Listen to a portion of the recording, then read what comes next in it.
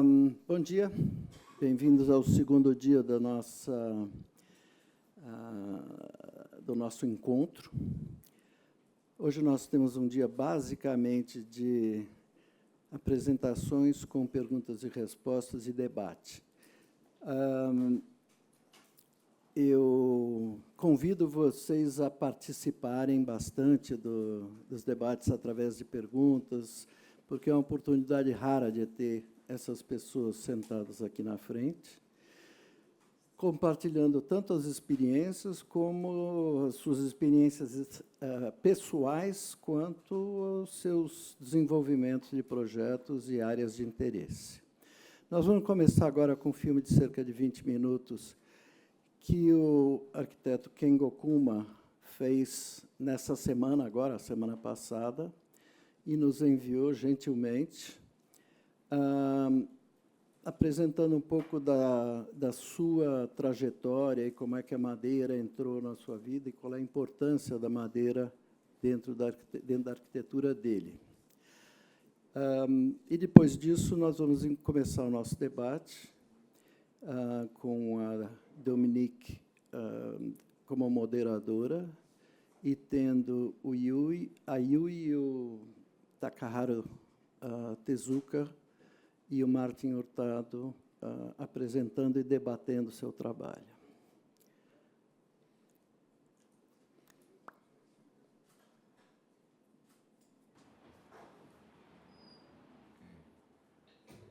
Today, I want to talk about what is the future of wooden building. I want to start from this project. It is not my design. It's the Olympic Stadium for 1964, first Tokyo Olympic.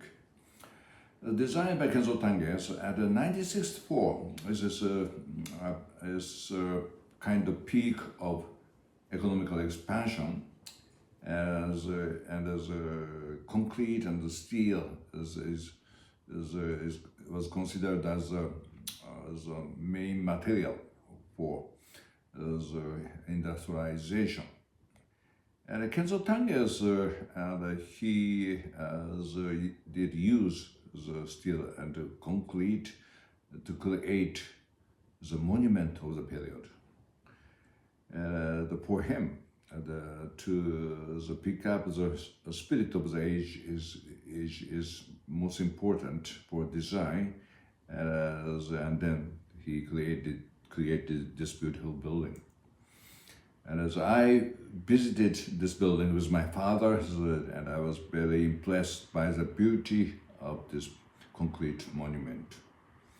And also interior was amazing. I still remember the experience in that building. And the two gymnasiums he designed together, the verticality is most important. And the National Stadium I designed for 2020 Tokyo Olympic, is the second Tokyo Olympic. I thought what was the appropriate solution for the second Tokyo Olympic. And location-wise, it is in the Green Park in the center of Tokyo. And as I proposed, the wooden stadium. The 1964 Olympic is a concrete stadium. The 2020 Olympic, the wooden stadium is appropriate. And also for the future of Japan, future of the world,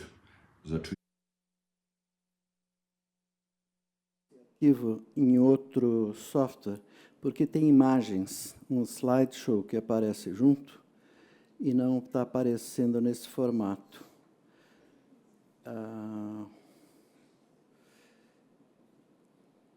Peço desculpas pela interrupção, mas é mais importante a gente ver a projeção completa.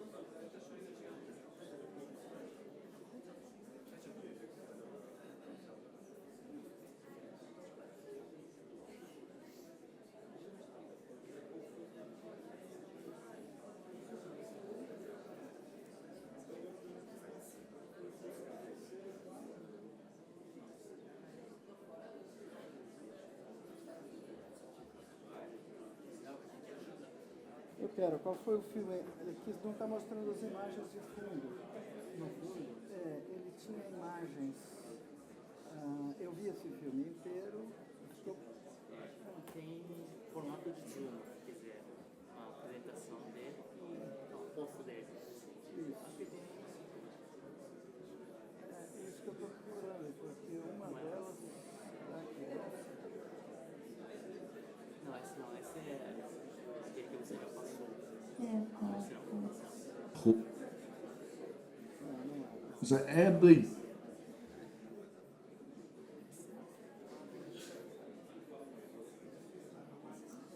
Essa é a apresentação, né? Mas tem outro aqui. E tem um outro arquivo que é a soma das duas. Sim, acho que é esse primeiro, né?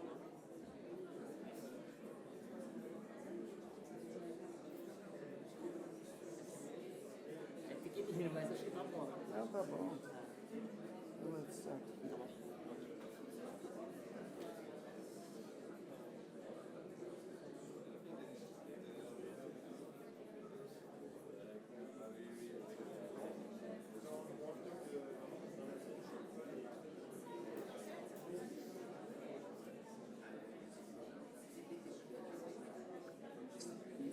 ブラジルのジャパンハウスがあるところってアベニューパウリスタだったっけ？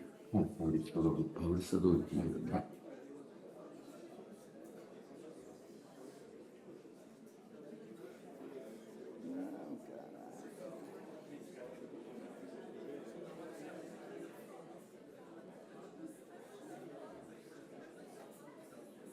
こういう名前で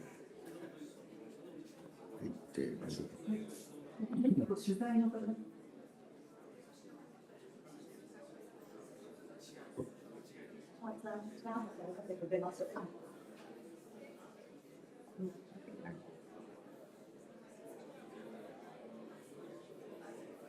As what is the future of wooden building? And as I want to start from this project, it is not my design. It's a Olympic Stadium for 1964, first Tokyo Olympic.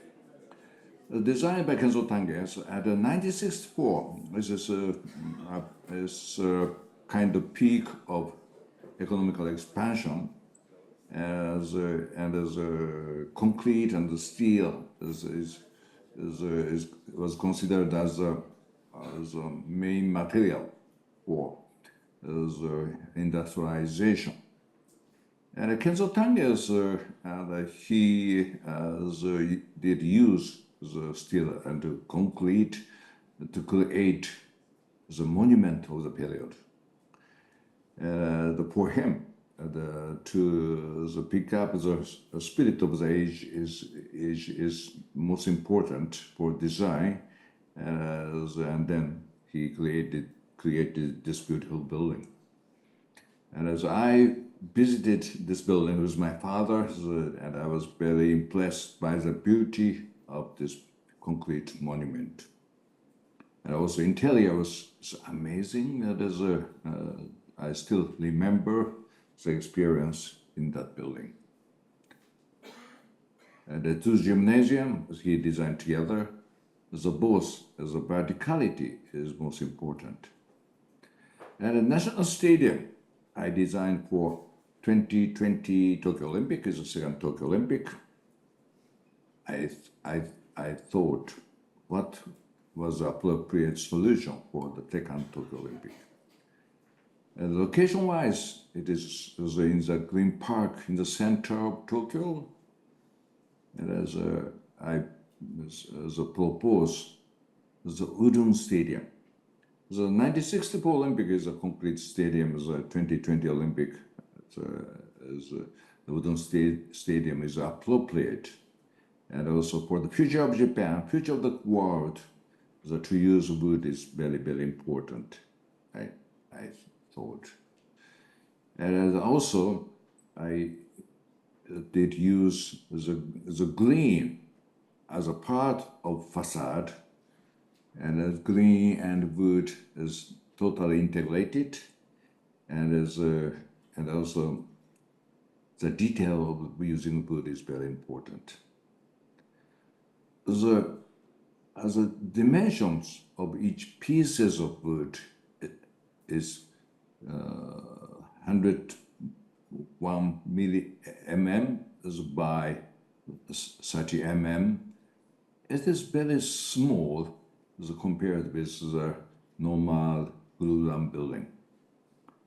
As a smallness, as a small element is very important as for sustainability, I think. And also by controlling the pitch of wooden louvers, so we try to control the wind, which is coming through the gap between the louvers.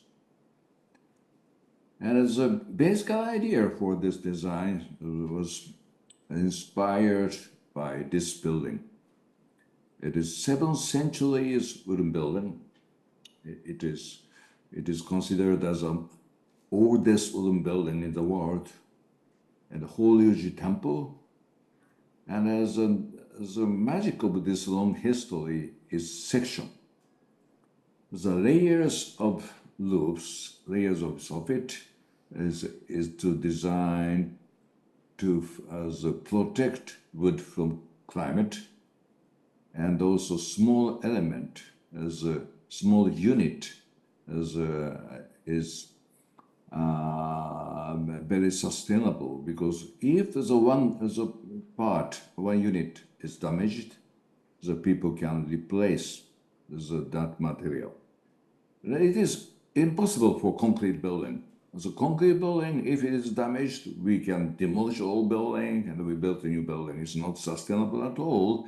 But wooden building, unit by unit, so we can replace. In Japan, the people studied this system at that early period. And as you can see, the small unit and integration with greens, and also we provide the public space in the stadium. Now, normal the stadium is enclosed space, but instead we propose this kind as a public open space. It is a 24 hours open to public.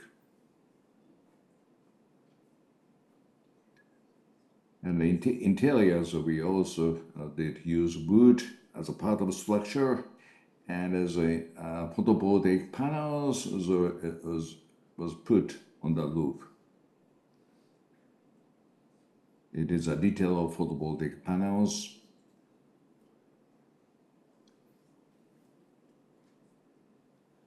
And as I want to go to this building, it's a Hiroshige Museum that we designed year 2000. It is very simple building, but through the design process, I learned the natural cycle of the forest in Japan. This is the entrance of the building, and this shows the relationship with the mountain behind. And in Japan, most of villages and town was sitting at the edge of the forest. And the natural resources of the forest and the life of the people were totally connected. And people were using the natural resources for materials and for the energy, for fermentations, and every activity and every economy of the village was relied on natural resources of the forest. And then they wanted to live beside forest. And they understand, without forest we cannot survive. It is a very, very important lesson from the past.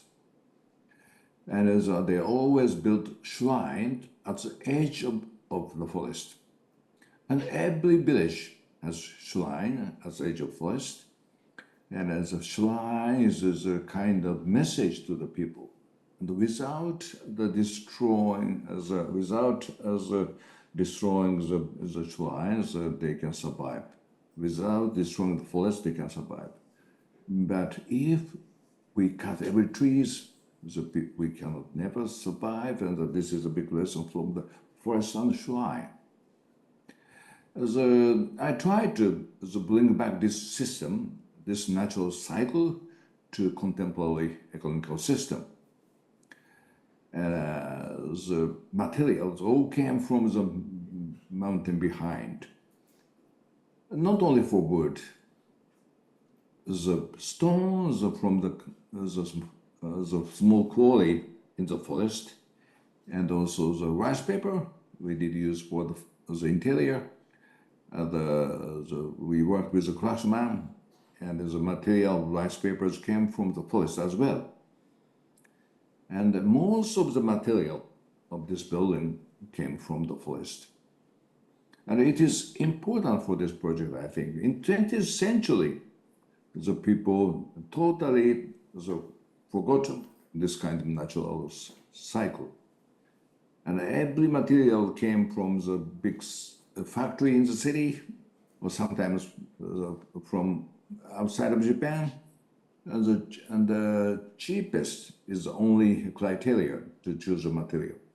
But before 20th century, people were using the material from the forest. And then wood is most important material then. And they cut the trees, but they plant it again every 60 years. It is a part of the natural cycle. But that system totally forgotten. It is the biggest problem of society, I think. In Europe, after year 2000, we began to design some pavilions and some wooden buildings. It is a project in Italy, and every joint was cut like that, and without any glue or any metal joint, so we can fix those small units. And again, a small unit is important.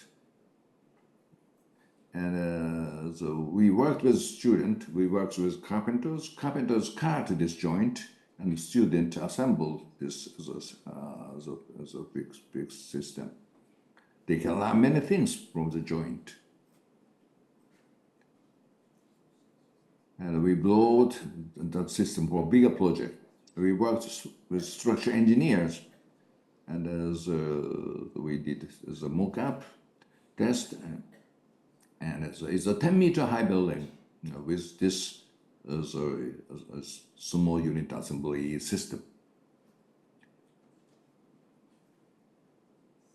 And the interior is like this.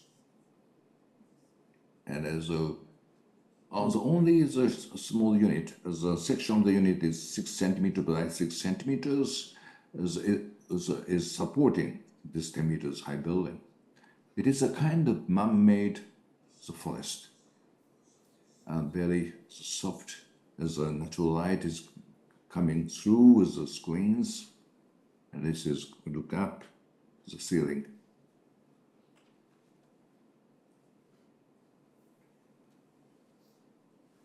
And as in Kyushu, in front of this is important Tenmangala shrines, we designed the Starbucks. And you see the forest and the torii gate, and I think the Starbucks should be the wooden building. And this the wooden structure is supporting the building. This is not decoration. And the interior is like that. And the smallness, intimacy is again very important.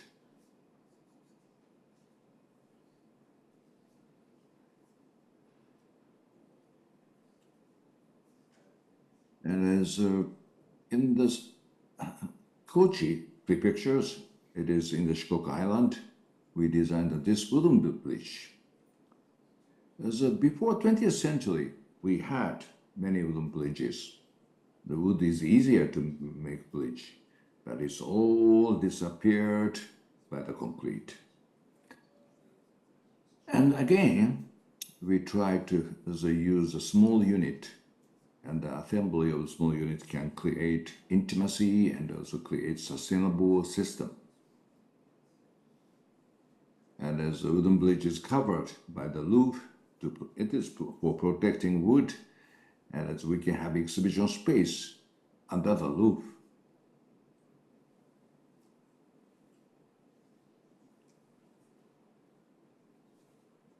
And this is another project in the same village, but it's just a hint of the project. It's not my design. And I designed a small hotel for the village. The material is thatch. So in Japan, but not only in Japan, the thatch is used to be the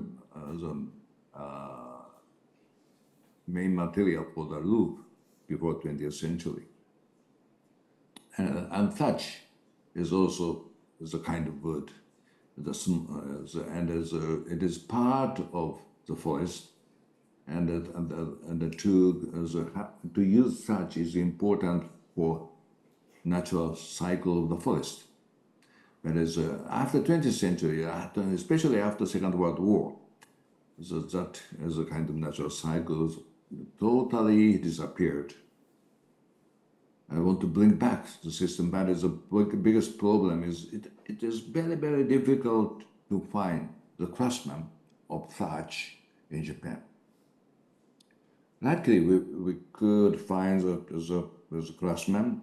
He's more than 70 years old, but he supported this project very much, and because of his effort and his the craftsmanship, so we could achieve this kind of detail.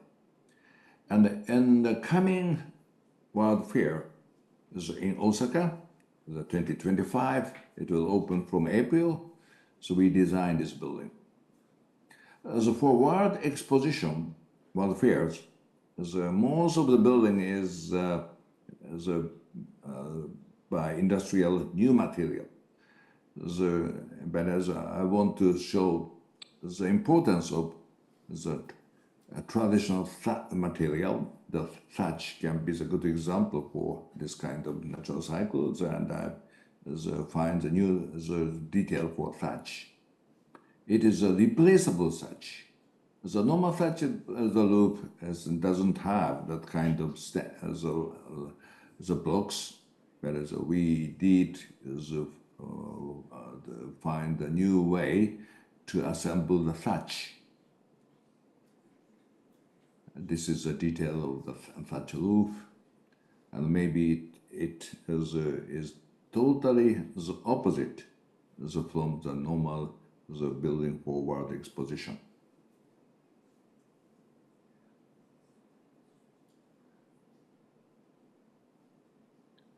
And as in Europe, as in other countries, we also try to use wood as possible as can.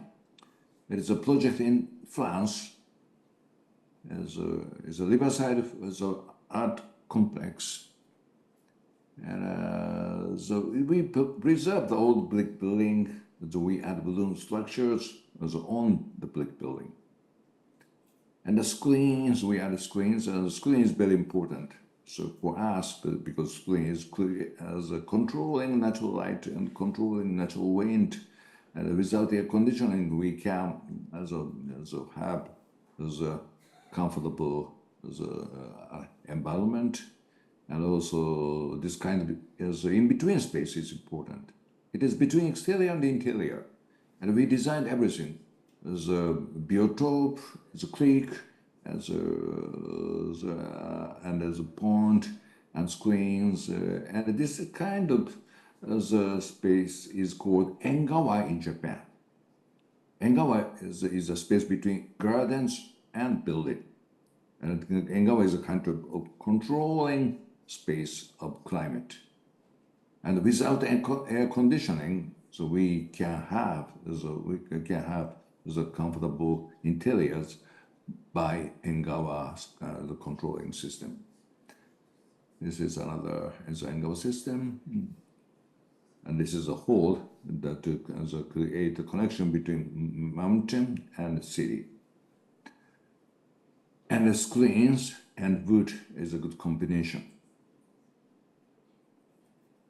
It is between the preserved building and the new screen. And the concert hall by wood, and acoustically it is perfect.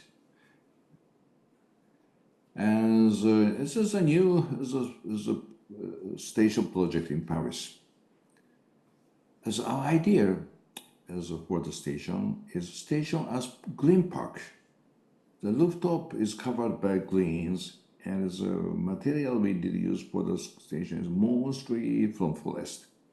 The curtain wall, it's a wooden curtain wall, and the vertical louvers is controlling natural light. And as it is part of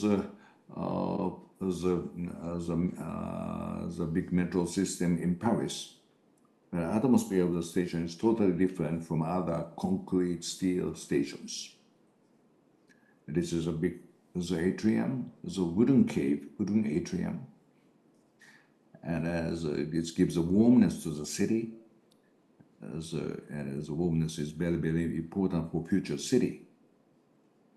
President Macron came to the openings of the building as he loves the warmth, the atmosphere very much. And it is Olympic. It was used for the Olympic torch relays. And as in Denmark, we designed Hans Christian Andersen Museum. Christian Andersen is famous as a fairy tale authors, and as we propose this kind of gardens.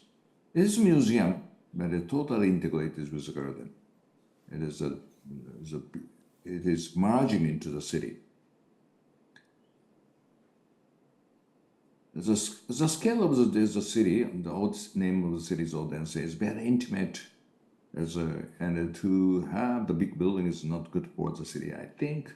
And then so we propose this kind of wooden, intimate, organic building. And wood and greens merging. And already the building is disappearing in the forest.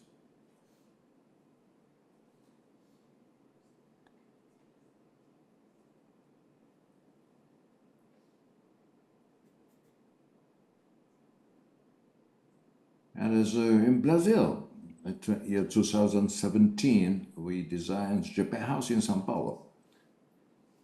It is a kind of renovation of the bank, facing Avenue Paulista. The building of the bank is a typical 20th century concrete frame building, but we add the delicate wooden structure on it. The wood we use for this facade is a combination of Japanese hinoki, Japanese cypress, and Brazilian iron wood. It is by using two types of wood from two countries, so we want to show the friendship between two countries, Brazil and Japan, had a long history, and I want to show that kind of relationship. The darker color is the wood from Brazil, and the lighter color is wood from Japan. And also we combine the carbon fiber. The wood is coming from forest. But the carbon fibers and wood, the combination of the materials can make building much stronger. And also, of course, as an earthquake, that to combine two materials is very helpful. And as I want to show the combination of carbon fiber and wood. It is the small cafe on Pacific Ocean. And you see the lines of carbon fibers. It is a big cantilever building, and the carbon fiber is supporting to support the edge of the roof. And you see some white lines of carbon fibers. It is a part of the structural system. I think the wood is a traditional material, but in futures we need to combine the wood and some new material. The carbon fiber is one of the candidates of new material. Carbon fibers, it is sustainable material. It is just C, carbon, and a very simple material, but a very strong material.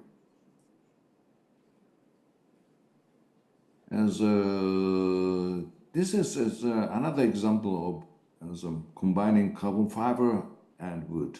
So in this case, wood is bamboo, and it's a pavilion for the Victoria Albert Museum in London.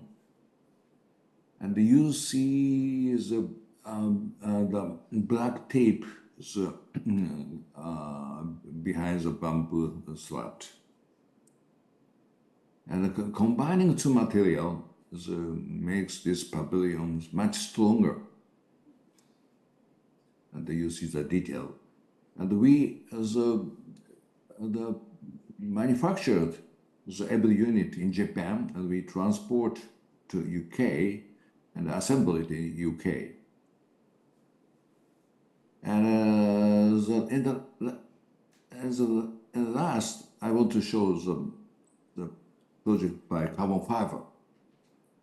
It is a reinforcement, seismic reinforcement by carbon fibers in Komatsu City in Japan. It is structural analysis of carbon fiber. And it is concrete. Originally, it's a concrete building, is of 40 years old concrete building, but we add carbon fibers, and by adding carbon fibers, building can have a kind of softness and intimacy and organic feeling.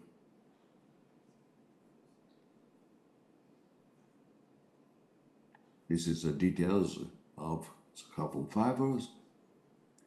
And as I think, in future, as the wood, can be the main material for the city. Before 19th century, Japanese cities were made by wood. But at that time, the wood has some problem. The fire is the biggest problem, and the earthquake is another problem. But with this new technology, so we can rebuild the city with wood. The carbon fiber is one possibility, and also we have working with another material and another technology. I think the future, so we can bring back forest, and we can bring back the wooden city, and with the combination of new technology. Thank you very much.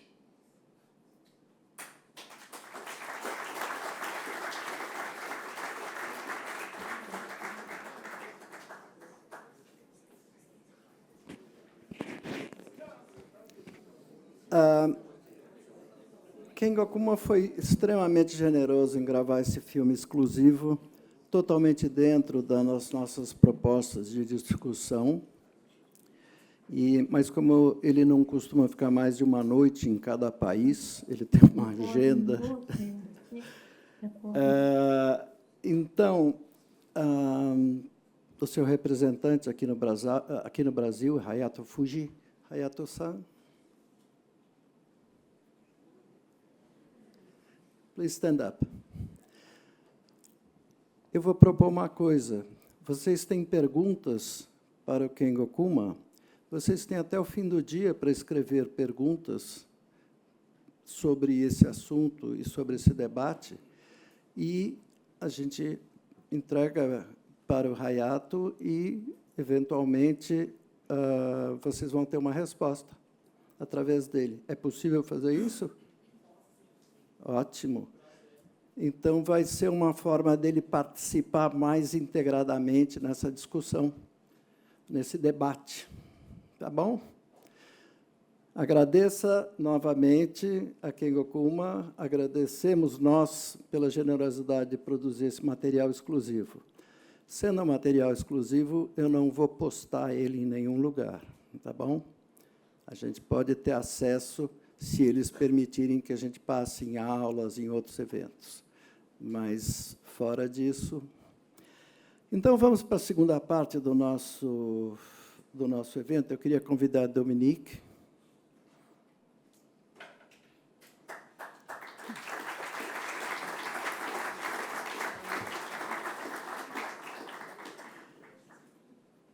Queria convidar também Yui e Takaharu Tezuka.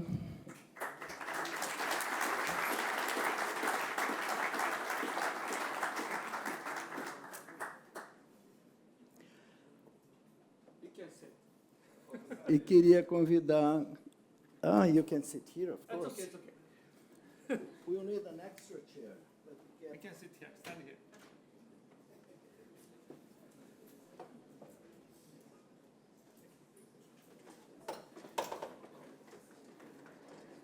Eu queria convidar Martin Hurtado também.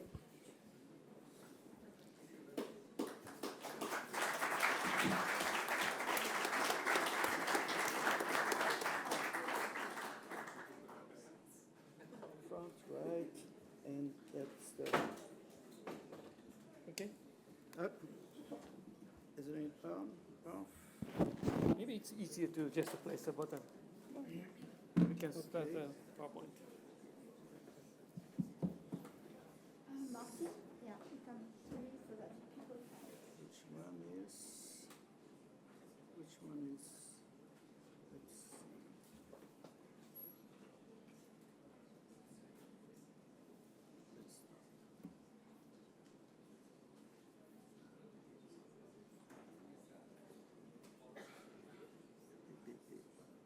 Which one is yours?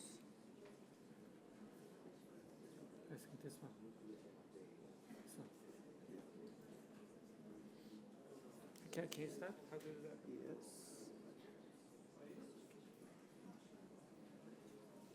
Okay. Hello. Thank you for inviting us to this lecture, to this event. Actually, it's my first time to come to Brazil, so we thought we are very excited. So we bring my daughter here too, and we are having very good time in Brazil. Yeah, thank you very much. And I start a presentation first, and then Taka will start later. And as you can see, we are a partner, Takaharu. He always wear in blue, and I always wear in red. When we decide we are red and blue, we decide everything we share is yellow. So we got a daughter, so she became yellow. And then we got a son. He's supposed to be yellow as well, but my daughter said he should be in green, so he became green. So this is our family. My daughter, actually, she's still in yellow too.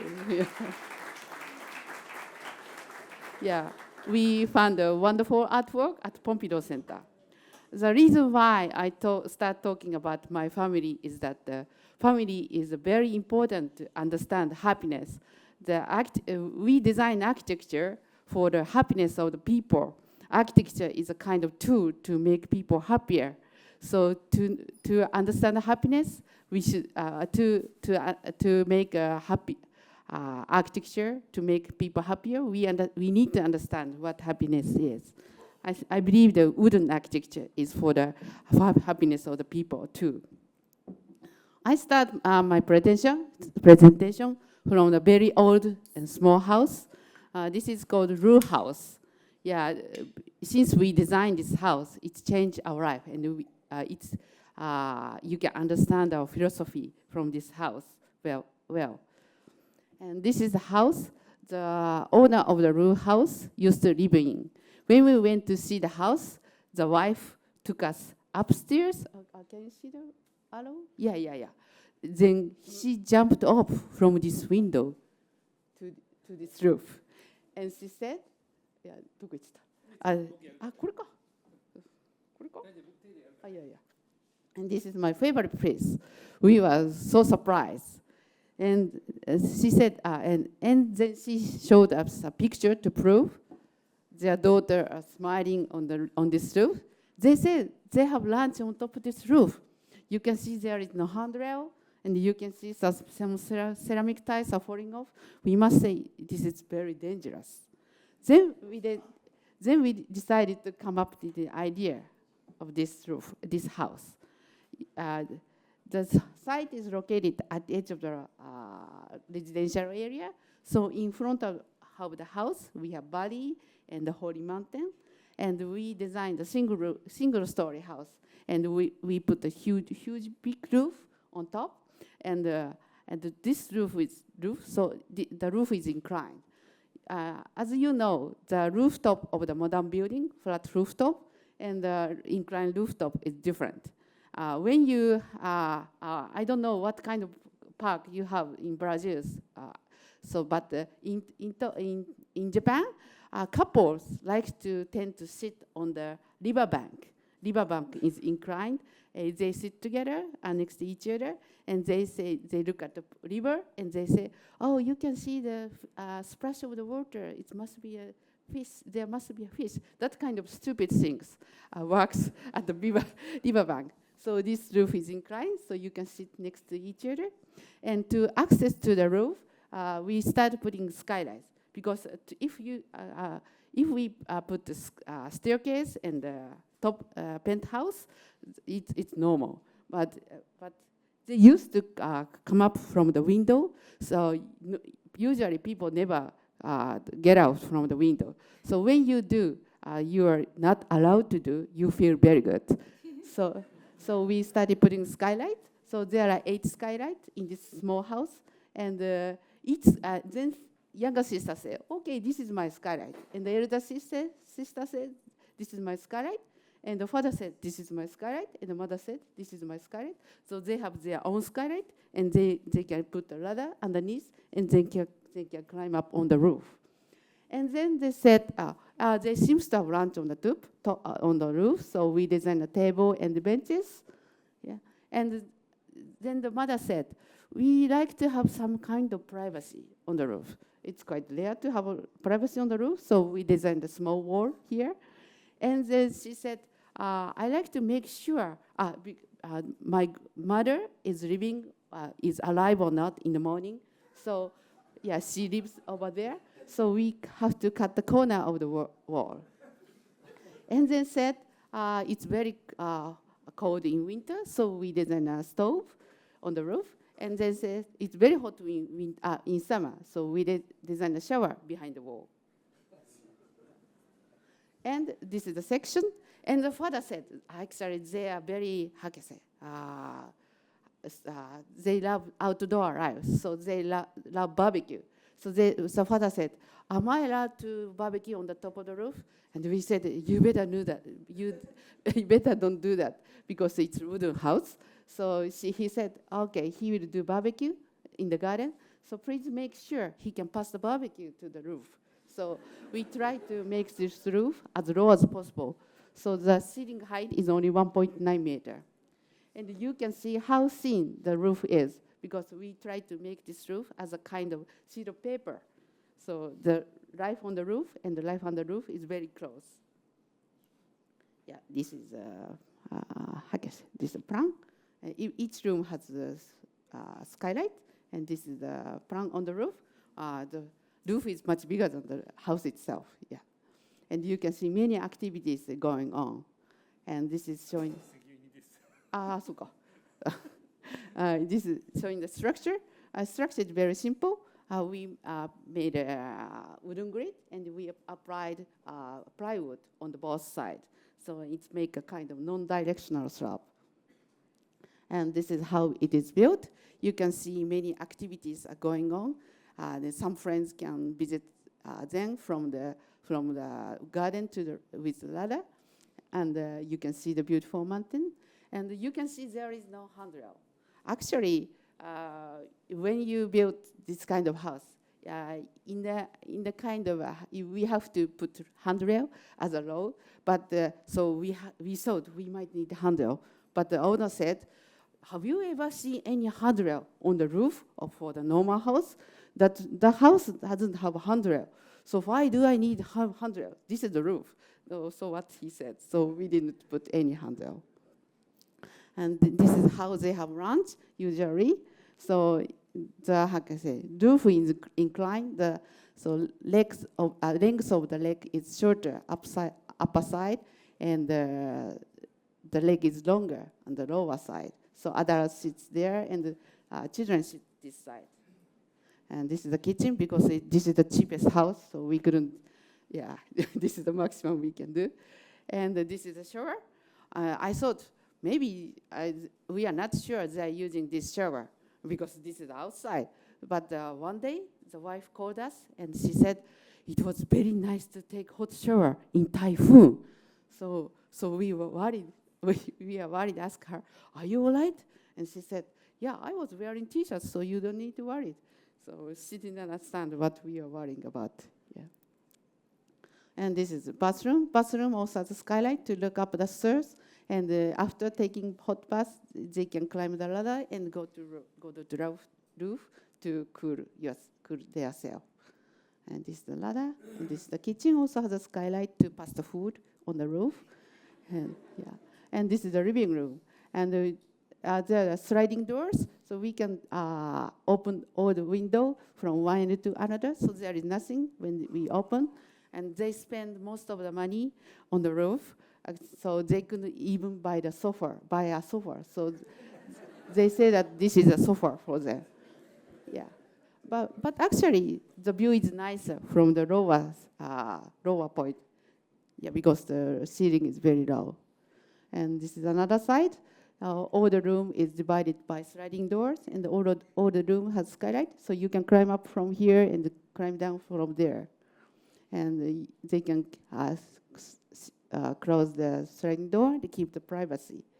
And how they climb, they can open the window over there, they can looking down, and their friends are popping out from the window. It's like field rabbits popping out and popping down through the nest. Yeah. Then when you see the red and people sitting on the edge of the roof, you can see red and blue socks. You can see how important the roof is seen now. Yeah.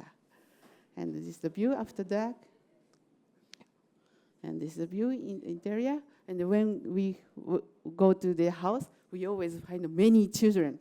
I thought we are so surprised. And she said that this house became very famous in the school, so she has to bring all the friends to the school. Yeah. And after that, we got a call from the principal of Fuji Kindergarten, and he said he saw the roof house, and he loved that roof house. And he said he wanted us to design the roof house for 600 children. And we visit there. Even the building was very shabby. It's a normal structure, but atmosphere was very good. Good thing about this kindergarten is that the corridor was external.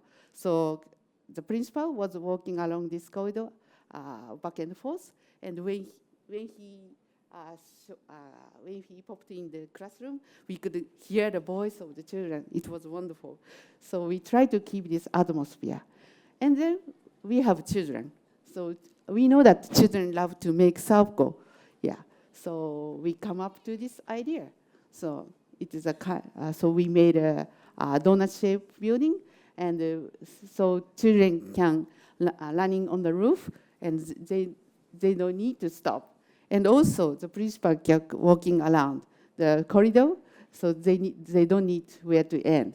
He doesn't need where to end. And there's a big tree in the middle, so it was difficult to avoid the big tree.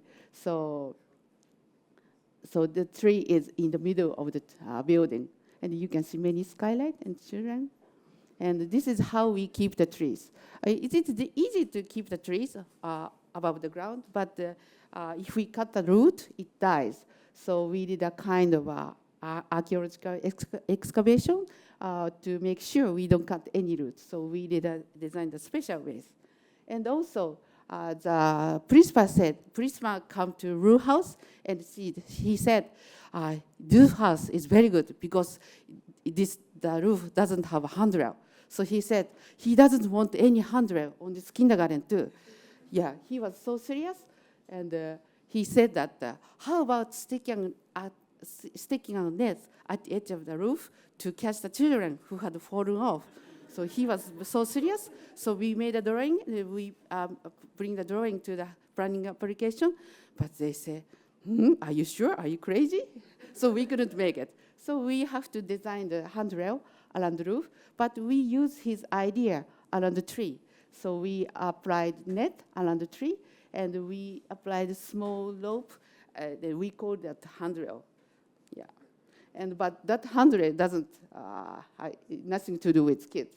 So kids are falling off the roof, and there's more and more. Yeah, children love the trees, so he is eating tree. Yeah, and but we designed a handrail where children can sit around the roof.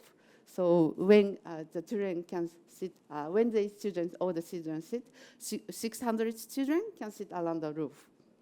So the monkeys behind the bird, and the feeding time. Yeah. Again, this kindergarten, the ceiling height is very low, only 2.1 meter. It's the minimum in Japanese row. So you can see what's going on the roof and what's going on the roof at the same time. Yeah, so when this kindergarten was completed, we were surrounded by 600 children. I was so touching. It was so touching. Yeah, I like the moment that people start using the architecture. Yeah, architecture becomes kind of living shape. Yeah, it starts breathing. Yeah, this is a gargoyle, and this teacher is teaching. When it rains, the rain becomes makes stream or so, and this is the leg washing place. Actually, he is not washing his leg. He is putting water in his boot. And yeah, all the sliding doors can be opened. So there are 6 layers. So when they open all the doors, the window becomes 1/6. And this is the classroom. Classroom doesn't have a wall between. There's no wall between classroom. So if the children doesn't like his classroom, he can go to next door. And the principal said, I asked him, is it all right? And he said, it's all right, because he's come back eventually because it's round. Yeah, and actually it happens. So children can have a choice to go everywhere. And also they have noise from next classroom. So they have very good concentration in the Fuji kindergarten. Yeah, this is when it rains. Actually, German professor come to this Fuji kindergarten said, when it rains, children would get wet. What would you do? And the principal said, in Japan, when children get wet, we change their clothes and we wipe. That's it. Yeah, it's normal. So it's this. Yeah, and the principal said, it's okay because children are waterproof. Yeah. And this is the furniture we designed. We designed a kind of unit box, and we stick together, and we can tie it with the boat. And so we tried to do workshop with children, but it never worked. Yeah, they didn't help us at all. Yeah, yeah. And finally, teacher make this arrangement. They can change this kind of arrangement quite often, so it works for exhibition. And this is the hand washing place. Because we don't have wall, we designed this kind of well to wash their hands. So they have to communicate every time they wash their hands. Yeah. There's a tree in the middle of a classroom, so the children can fish their friends through net. Yeah. And they can looking down, and it's very cute. Yeah. And this is how it's built. And after this was built, a kind of student in the university made a research. this is the movement of a boy from 9:10 to 9:30 in 20 minutes. He make this red line, so it's the circumference is 200 meter. So he makes 600 meter in 20 minutes. It's quite a lot. 6 kilometers six- in the morning. And he makes 6 kilometers in the morning. It's very long distance as a kindergartner. Yeah, this is showing the daily life in the kindergarten. 音出ないね. No sound? Yeah. So this movement of the children automatically happens. So this roof is actually inclined to the middle, so they can feel the gravity when they run. 子供たちなんでこんなにいっぱい走るかっていうとね、子供ってね、こういうふうにこう行き止まりのないところをぐるぐる So 走るのが大好きなんです the principal said they're running very freely, and she said they're like sheep, so just leave them alone. So that's what the principal's policy. Okay.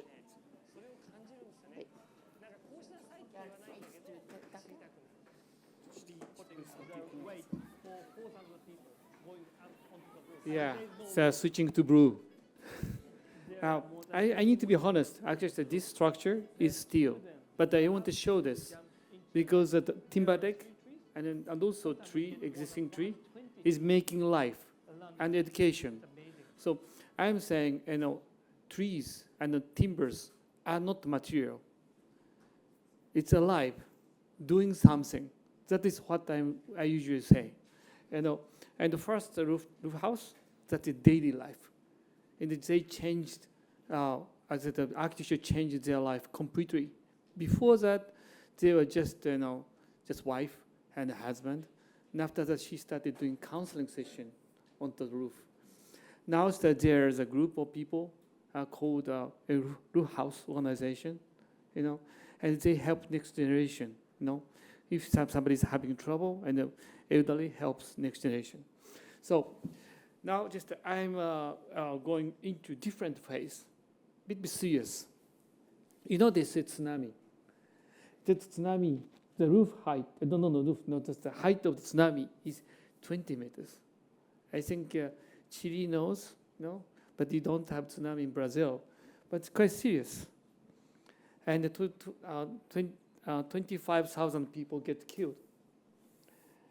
And you can see that where the cars are, and many people try to escape, but all dead.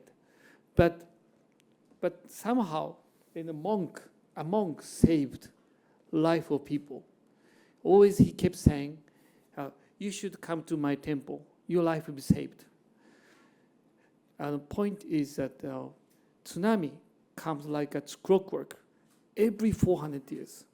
And the old one is 840 something, and next one is 12 something, and then last one the 1611, and this time is 2011. And each time they put trees, and then tree grow like this, and all these trees are 400 years old. And Japanese government said, we can cut these off, it's dangerous. And we can make a material from this.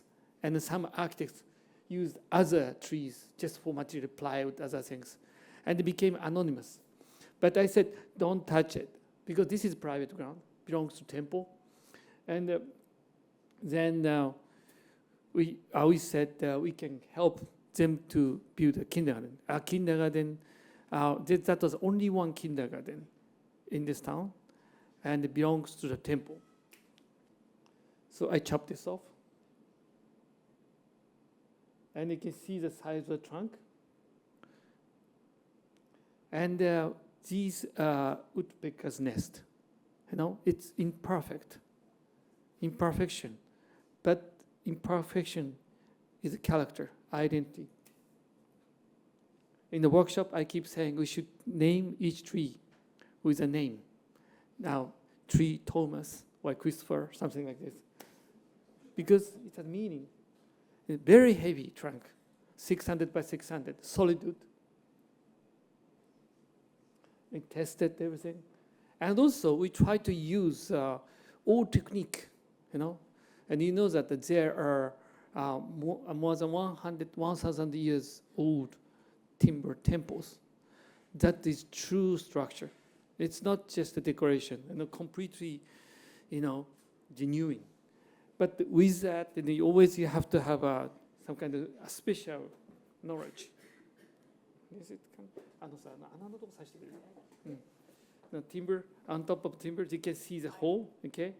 And if you leave the timber column that size, it breaks down like a pineapple, you know, the cake. But if you put the hole in the middle, it dries out. And also, always you have to put timber same direction as it's a tree used to stand, because each tree bows the same direction. So all these timbers alive moves. So all the temple shrinks down more than 1 meter over 1,000 years. So we expect these structure to be moved, but we will survive more than 1,000 years. And you can see the size of the clumps. It's all real, you know. And they use carpenter. An amazing thing about Japanese carpenters, they have been doing maintenance of same temple. There's one temple, 1,300 years old, and the same construction company is doing maintenance. They build it. They have been doing same maintenance with family member, with same family member, 1,300 years. They are not 1,000 years old company. He's not 1,300 years old. But, some story carried on.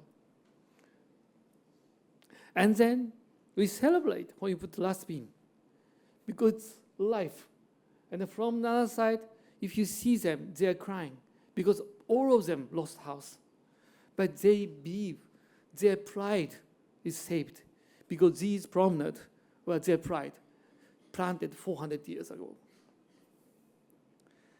And it became like this, okay? Looks like a temple, because a part of a temple. And also it's not only solid wood, we laminated. People think laminated wood is not good, but actually in Japan, our history of laminated wood is more than 1,000 years, interlocking. And all tables, other things are made of the trees. And then kids came back. All these are back. She's on the wrong side. And also monk is very, very happy. I didn't want to use a concrete base, but somehow regulation had told us to use a concrete base. You can see how happy he is. He's the one saved more than 1,000 life. Because all temple is a safe place. If temple is more than 400 years old, last big tsunami never came. So that's the line. So timber is a storyteller. So I'm saying, I was planted 1611, 400 years ago, and I was killed by tsunami, 2011. And next tsunami will come, 2411. And so if earthquake happens, usually about 1 or 2 hours before the tsunami comes. And so, if earthquake happens, you should come to me. Your life will be saved. And then, the next happened a few years later, because everybody moved up to high ground, and we had to extend the building. But at that time, we didn't have a big trees, so we combined the trees. It's not steel structure. We are putting a roof over each timber, otherwise it rot away. And you can see the the shoes around the bottom of the column, because the snow piles up, 1.5 meter this area. And then later I show you all these this was built in the middle of the mountain, and a part of the temple. Now all moved up, so all trees are gone. But so this is only a place we could see the original ground. Then the kids love this. This underneath of the building. You love this? Okay. Goes up. She loves it. This is a life. They love small places. You can see and how temple is used. And in the winter, because these used to be covered with forest, but all these forests are gone and used for some other project by other architects. I don't tell the name, but this part was saved as a memory. So people come there, saying, "Oh, this our history has been saved." And in the winter, temperature goes down to -10. When the summer is 40 degrees, and the snow piles up a lot, but they enjoy the outside. And with this kind of real timber structure, you can woven kids' life into timber. You can see how happy they are. You try to make a modern building. It's not necessary. Timber is telling a story. Okay, you come to this kindergarten, your life will be safe. This is where you were supposed to be. Something happened. Always you are safe here. See, this is what's happening. Okay, I tell something else. Okay, this is a close location where Mikhail Gorbachev and Reagan made the peace treaty and invited Prime Minister Nakazone. And actually, the owner of this old Belge set up the table for them. And he wanted the same. So he wanted to make a new building, because last building was just Nakasone's weekend house, close to here. But he wanted his extent. Actually, the owner of that restaurant wanted extend the enterprise. Okay. And then this is right next to this beautiful river, stream, Gauge. And we made a humble structure. And we are using a slate. Some people say this is not traditional, but actually it's been there more than 120 years. And also his family used to run silk factory. So they want to carry out that memory. And again, this is mostly 90% timber structure. I'll tell you the reason. You can see that, it's being a part of the landscape. And the edge of the roof is only 1.5 meter from ground level. So you are forced to look down. And to make this cantilever, I put some steel, because I don't want to be fundamentalist, okay? But at the same time, I'm trying to be honest. It's exposed. And also, there's a story about this water. This is bathtub. He invited the president to become a part of nature. So they became naked. So they can become a human being. So they can think about human life and the peace of the world. But unfortunately, you don't have the picture naked. So you can't prove. This is bathtub. If you circle yourself, you can be a part of nature. And this is amazing craftsmanship. The finish is 200 millimeter of timber with 0.5 millimeter gap. And everything is 20.5 millimeter module. This is the module. And there is no diffraction at all. Extreme. And then they use old ceramics. One of these is 1,500 years old. So you eat food there. And there's I paint. And it's very important a part of the project, because always they say, art and architecture should be one.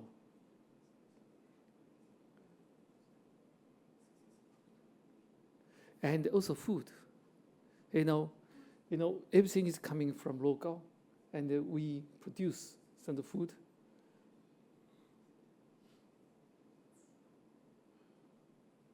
Nice, right? And that's what I go for another extreme. It's religion, what you believe. I depicted Eden Garden, Eden, Adam and Eve. And this is, I drew this picture, 52 meter wide, 56 meter wide drawing with a 6 millimeter dot. And this is a story of Adam and Eve, exiled from Eden Garden. And that's the university represent Eden Garden. Students get their knowledge, and they get exiled to real world. But that's the starting point of human life. And we made this. And then outside the glass box, quite well sealed and acoustic sealed. And then you get in. You get the screen of the light. And it's absorbed in the garden. And this timber structure, it's not a triangle. It's designed to move. Very, very soft structure, like a bean curd. But actually, it's a tradition of Japanese timber structures. And then it represents the trunk and also my drawing. In the modern architecture, people think, no, it's not moral to make artwork. But it's strange, until 150 years ago, and art was a part of architecture. And I am trying to merge both. And also I play piano. And wherever you go, light follows. And that is the base of Protestantism. You can see how the light moves. And the light gets dispersed as it gets further. You can see the light. So you can see and how the light is moving. And as our sunrise, light start coming up. The light moves.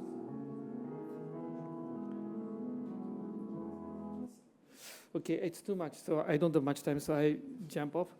And then, next one. The children at this kindergarten spend 2 days a week And I make small timber buildings too. I love this one in the forest. And it's like a witch's hut. They take a 15-minute ride on the bus. Again, we are not trying to express the timber. And we are trying to express what is life about. It's a space designed by the tezukas, a refuge from the summer sun or unexpected rain. It's light. The interior Who smells turned of this on wood. the light? It feels almost like a ski lodge.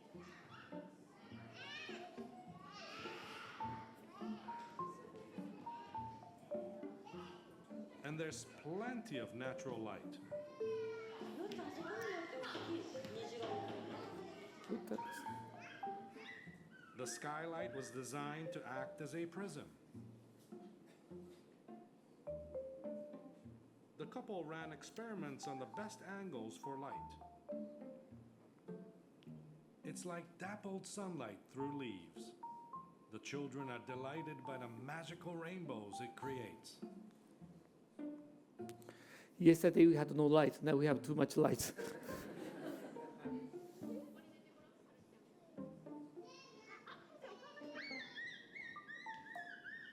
It's a very, very simple gesture. But they are eating light,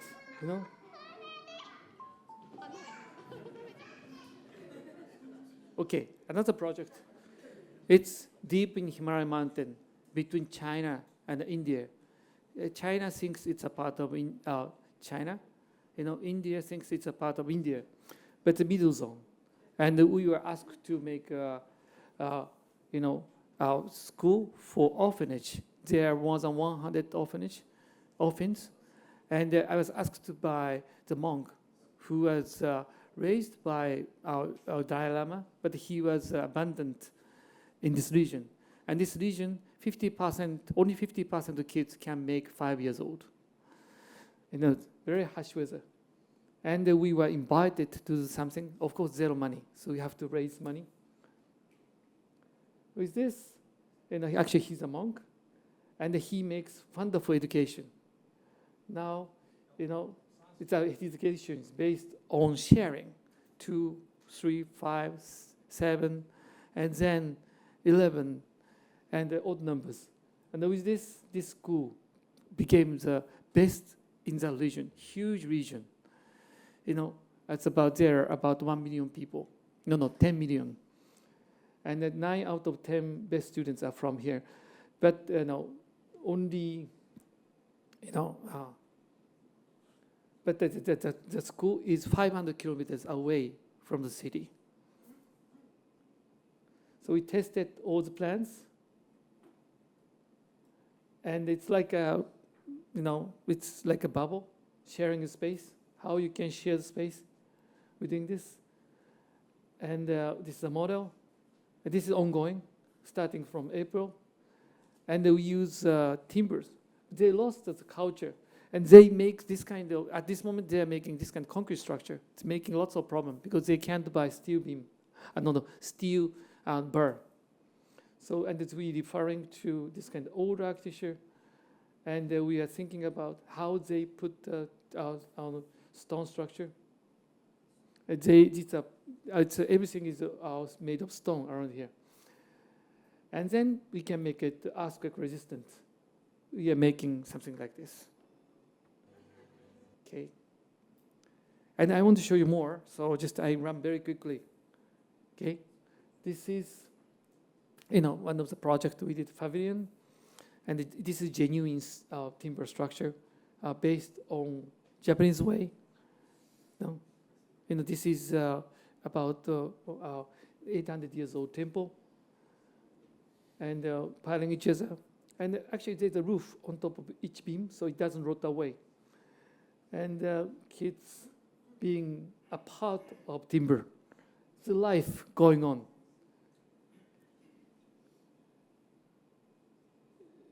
I love this picture. This is the best picture. It's life, and there is no furniture inside, but they nest on architecture. Father is always tired.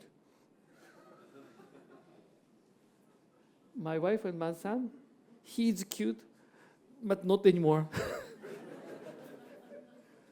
I show you some, this is endless circulation, okay?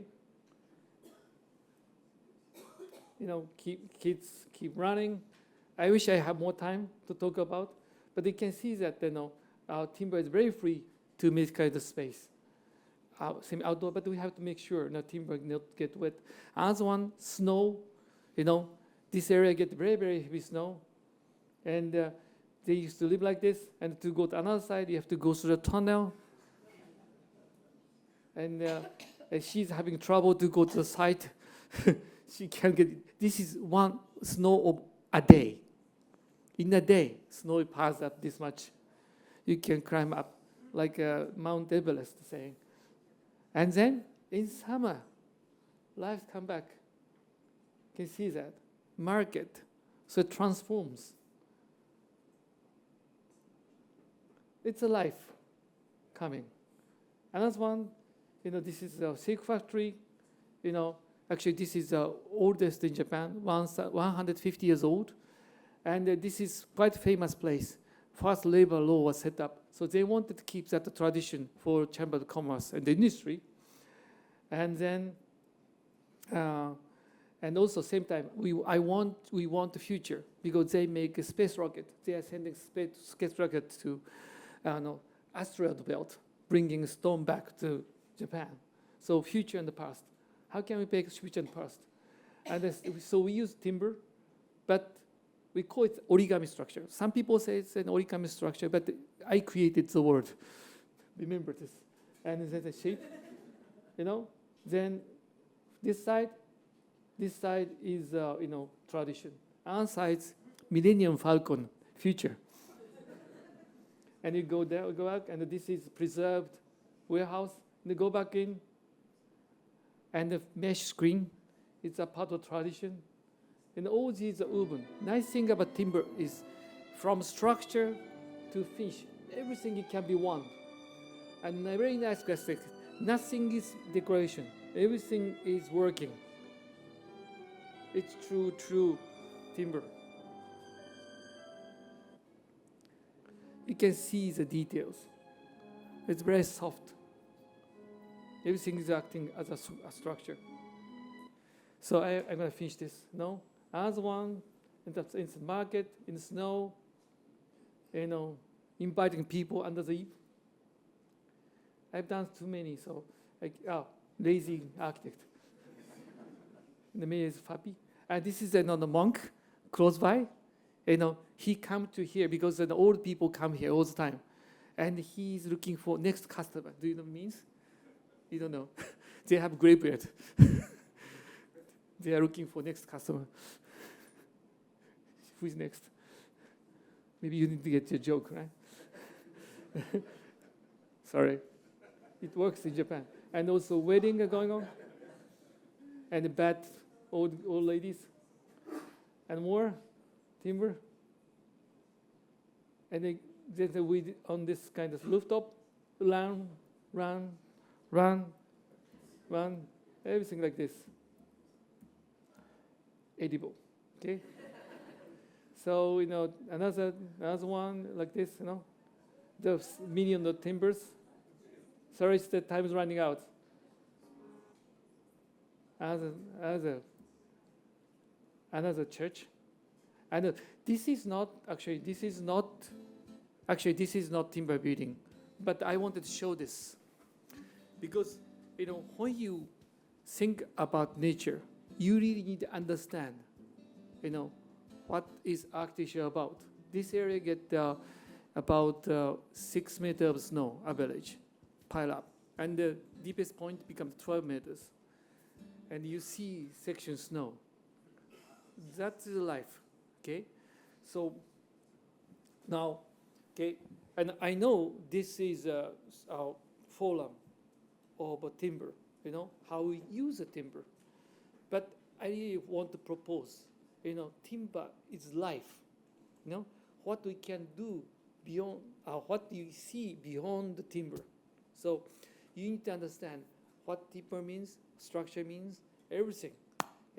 That's a message. Architecture life, timber is life. Thank you very much.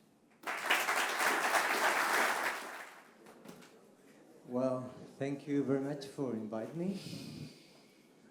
Thanks. First of all, I told you that I'm going to speak in Spanish because my Spanish is more clear than the English. And I think the Portuguese language is similar than Spanish. Most of you can understand.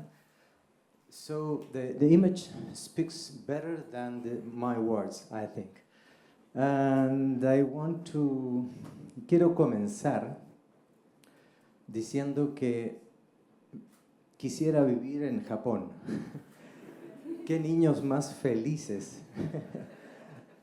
You have a very happy children here in Japan.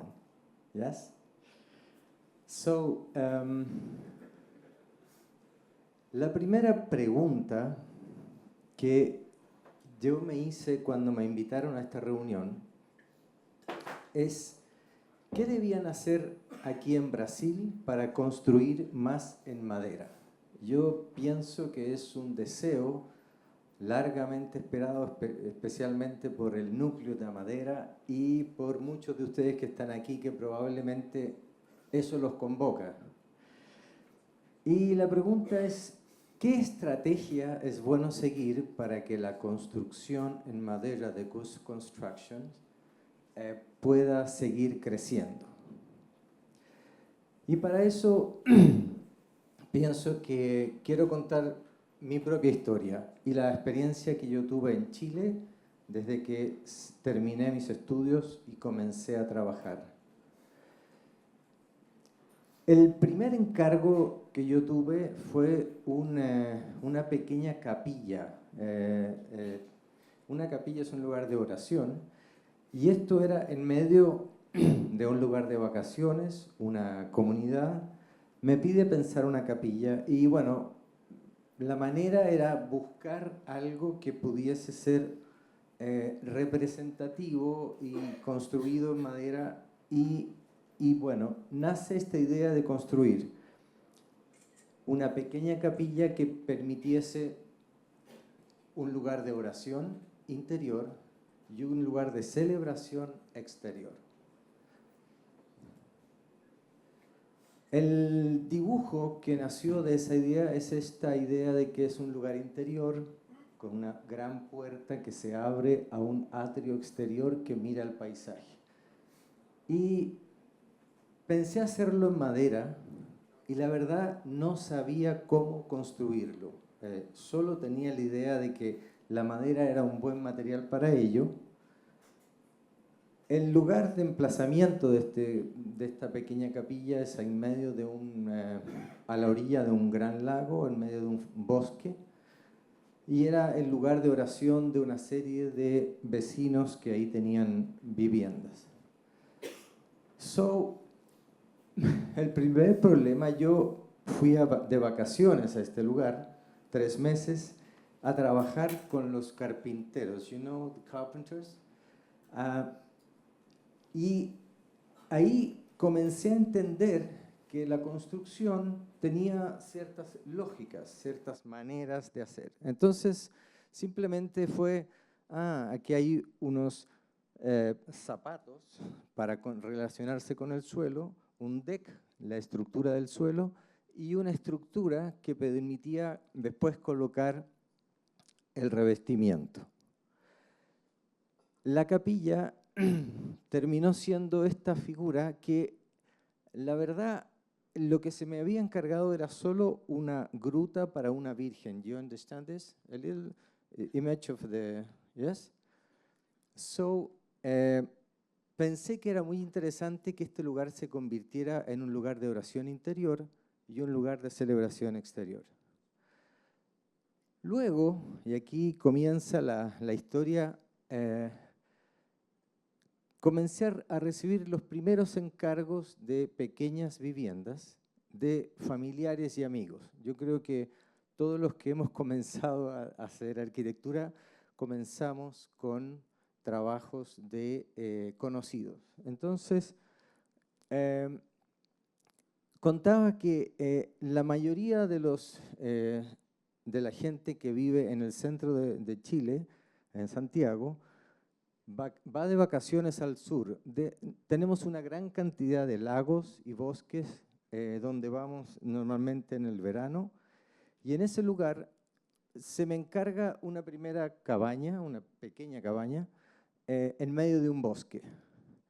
Es una cabaña que estaba inserta en un contexto muy denso de mucha vegetación a la orilla de un bosque, y la idea era colocar la cabaña dentro de ese espacio que tuviese, digamos, relación con el exterior, pero es un lugar que es muy caliente en verano y muy frío en invierno, mucha nieve. De esa forma, el interior de la cabaña tenía esa relación con el exterior y esta posibilidad de cerrarse en invierno. Otra cabaña en el mismo lugar dice relación con esta posibilidad de relacionarnos con el bosque denso, pero también en una distancia mayor con el lago. Y así sucesivamente fueron más y más encargos de segundas viviendas. You understand second houses? Esto es en la zona central, es una casa en medio de un terreno con mucha pendiente que tiene una relación con el mar que está lejano. Otra casa en medio también de la periferia de Santiago, en una zona más de campo. Otra casa, voy a hacerlo más rápido porque son muchos proyectos. Una casa en medio de un bosque sureño, luego frente al lago con mucha vegetación. Another house en medio de la selva, de la zona central, y así sucesivamente. Son muchos ejemplos de distintas casas, y ustedes pueden ver, cada una es una historia distinta, con un cliente distinto, con una familia distinta. Pero ¿qué es lo que tiene interesante? Son personas que al vivir en esta casa tienen la experiencia de conocer la madera, de conocer el material.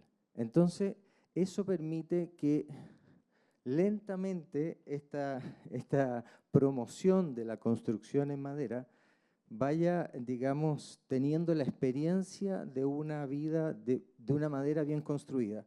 En Chile, normalmente la construcción en madera se usaba en dos espacios: viviendas de emergencia de muy baja calidad o antiguas construcciones históricas del siglo XIX de inmigrantes alemanes, franceses en el sur de Chile. La mayoría de la gente que vivía en Chile no tenía experiencia, nunca había estado en una buena casa de madera. Por ello, era para nosotros muy importante que la construcción, todas estas son maderas nativas de bosque local, de tecnología local. Existen muy buenos carpinteros, very good carpenters. So, la idea era poder recuperar ese conocimiento y así seguir, bueno, más y más casas. Esta es una zona, el perro está feliz ahí.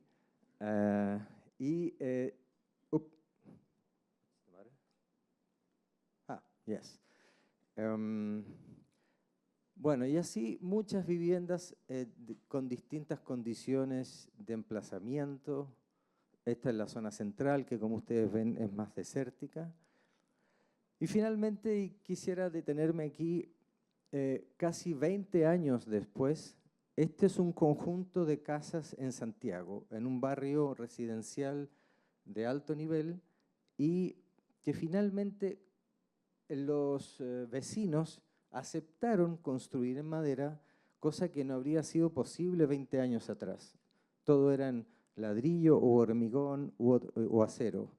Entonces, en este contexto, se construye este conjunto de varias viviendas de madera, esto es en el entorno de Santiago, y lo que es interesante que mentalmente ya todos los habitantes decían, ¿y por qué no en madera? Es más amigable, sustentable, renovable, todos los datos que ya conocemos, ¿no es cierto? Entonces, la experiencia de poder vivir en una casa de madera con esa condición constructiva, la relación con el entorno, el jardín, el paisaje, las montañas, mucha vida en la zona central al aire libre, espacios intermedios, y así, siguiendo la historia, vinieron otros encargos de edificios comerciales e industriales. El primero de ellos fue una tienda de venta de autos, de vehículos, en medio de la ciudad, y este encargo lo recibí porque el dueño conoció la capilla que habíamos hecho en el sur. So, él dice, ¿por qué no? ¿Por qué no en madera? Why not? And this, it's nuestro primero gran edificio con estructura, en una vegetación para poner los autos, etc. Y nos interesó, y de ahí vino una serie de proyectos públicos para el Estado, donde pudimos cambiar de escala, comenzar a hacer proyectos más grandes. Este es un museo en Santiago, son los talleres de un museo, en medio de un parque, donde se iba a hacer un espacio de trabajo para poder producir las exhibiciones de un museo interactivo. Y también comenzaron otro tipo de concursos de bodegas de vino. Hubo un cambio, digamos, de ingreso en Chile y un crecimiento económico muy importante. Y en los años 90, comienza 90 al 2000, los primeros concursos de edificios de madera. Y nosotros proponemos esto para una empresa francesa en Chile y les pareció, ¿por qué no? Madera. No era obligatorio, era una propuesta dentro de un concurso de muchos materiales.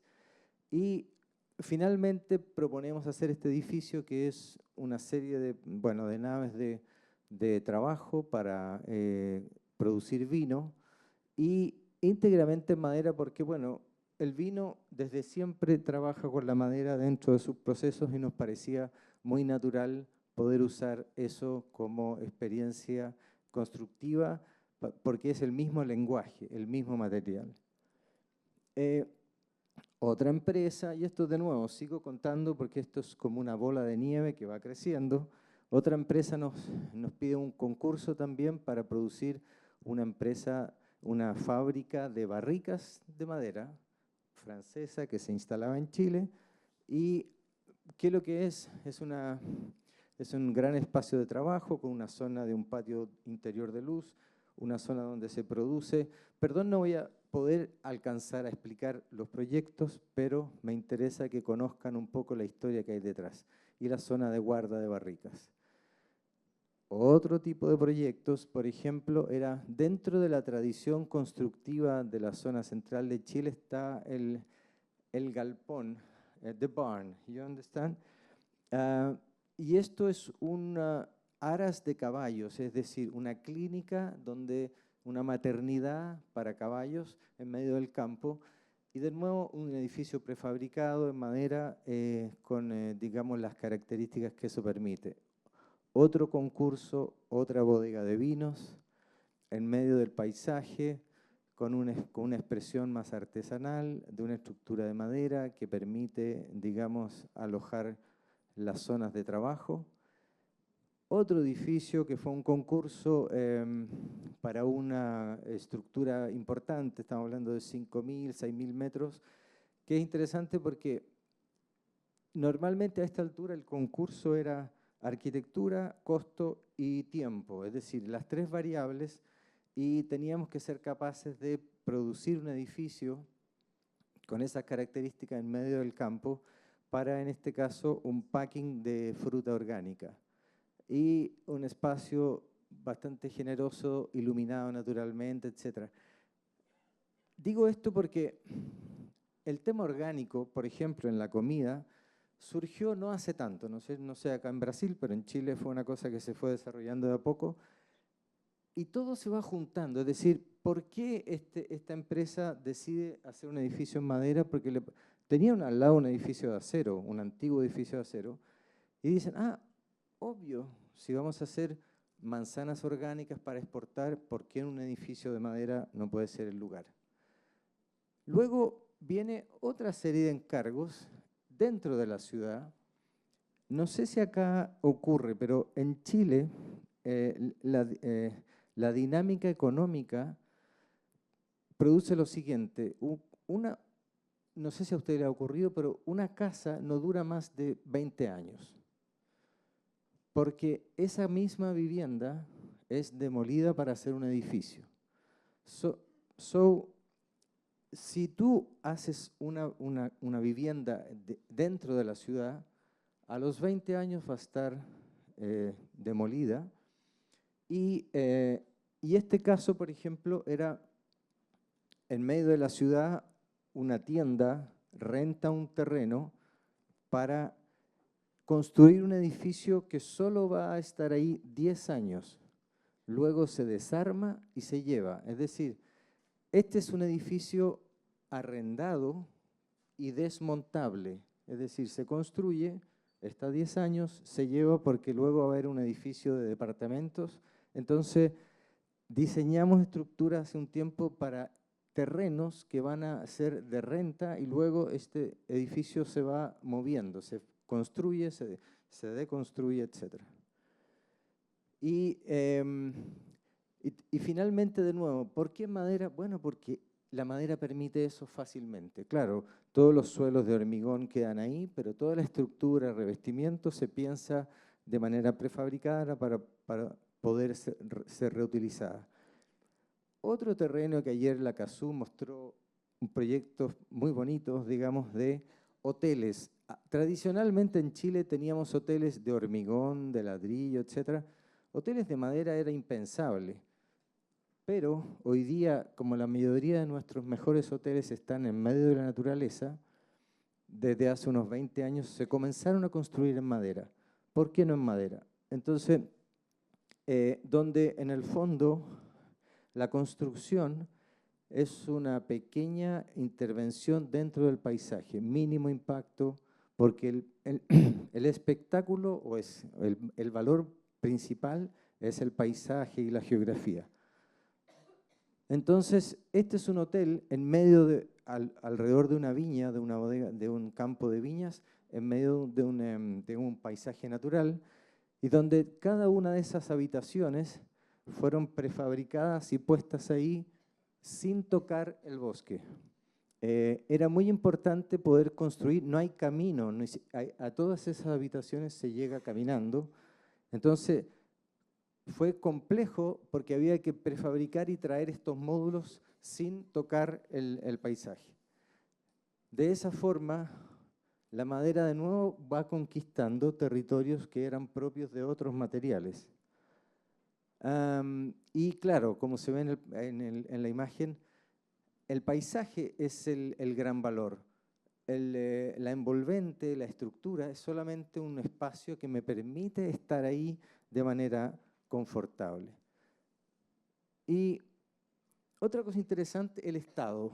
El Estado en Chile, me imagino que acá es igual, muy rígido, muy estructurado, no solo en hormigón o acero. Y nosotros comenzamos a hacer concursos públicos en madera.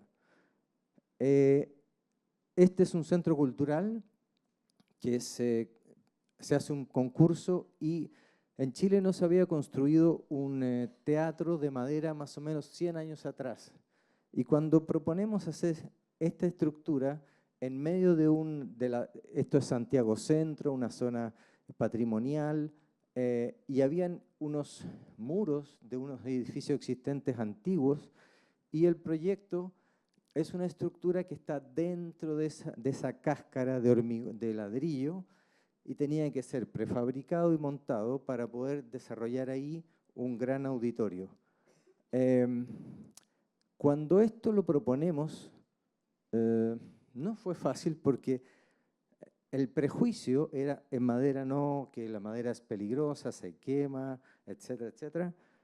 Entonces, bueno, decimos, ¿por qué no construir el edificio sin tocar de manera, digamos, delicada en medio de este contexto, para que poder construir un interior que es la estructura? Comentaba ayer a alguno de ustedes que cuando hicimos este edificio, el ministro nos decía, oh, qué bella la estructura. Siempre un esqueleto de madera bien diseñado es hermoso, es bello, es seductor. Sin embargo, decíamos, esto como teatro no sirve, no puede quedar así. La acústica, todas las terminaciones, la aislación térmica, etc. El teatro tenía que estar revestido y ser convertido en una caja como una guitarra, como un instrumento de madera. Y un último tema que también hemos tenido experiencia, ahora último, es proyectos de reciclaje. Una de las virtudes de la madera es que uno construye y mucho tiempo después esa misma estructura se puede ser reutilizada. Esto es un gran proyecto de un centro de visita, de unas bodegas de vino, alrededor de una casona antigua y un parque. Y dentro de ese contexto nos pidieron desarrollar un proyecto donde el primer esfuerzo fue rescatar un antiguo edificio de más de 100 años, construido en otra zona de Chile, y ese edificio fue desmontado, viaja y se vuelve a poner en este lugar. Y la estructura que ustedes ven ahí tiene un sistema maravilloso de ensambles de carpintería, al cual tuvimos que agregar una serie de herrajería porque la normativa exigía eso. Ahora, ustedes me preguntarán, ¿y para qué sirve esto? Es solo una escultura, es un espacio de exhibición de arte, no tiene programa, y solamente quisimos dejar la expresión del esqueleto, de la estructura del edificio, como un lugar de muestra de la belleza del esqueleto de madera. No fue fácil convencer a los dueños de eso. Nadie quiere hacer un edificio que no sirve para nada. Menos a la autoridad que cuando vamos a sacar un permiso nos dice, bueno, ¿qué van a hacer aquí? Nada. Pero ¿cómo nada? Nada. No nos creían, nos decían, no, ustedes van a hacer pisos, restaurante, tienda. No. Esto es solo una escultura. Entonces, no sé si aquí hay algún escultor, pero los escultores en Chile pueden hacer grandes obras y no tienen que sacar ningún permiso. Y yo dije, eso es lo que yo quiero hacer, no tener que pedir tantos y tantos permisos. Entonces, cuando hicimos esta estructura, no fue fácil. Tuvimos que cambiar 3 veces de ingeniero, porque los ingenieros, los ingenieros, el primer ingeniero nos dijo, no, esta estructura se va a caer. Y nos propuso una estructura de acero completamente nueva, donde el edificio estaba colgando. You understand? Y dije, pero ¿por qué? Si esta estructura ha resistido 100 años de terremotos, etc. Anteriormente era una bodega agrícola, tenía fardos de pasto en todos, animales y pasto. Y finalmente encontramos un ingeniero que aceptó que esto era totalmente factible.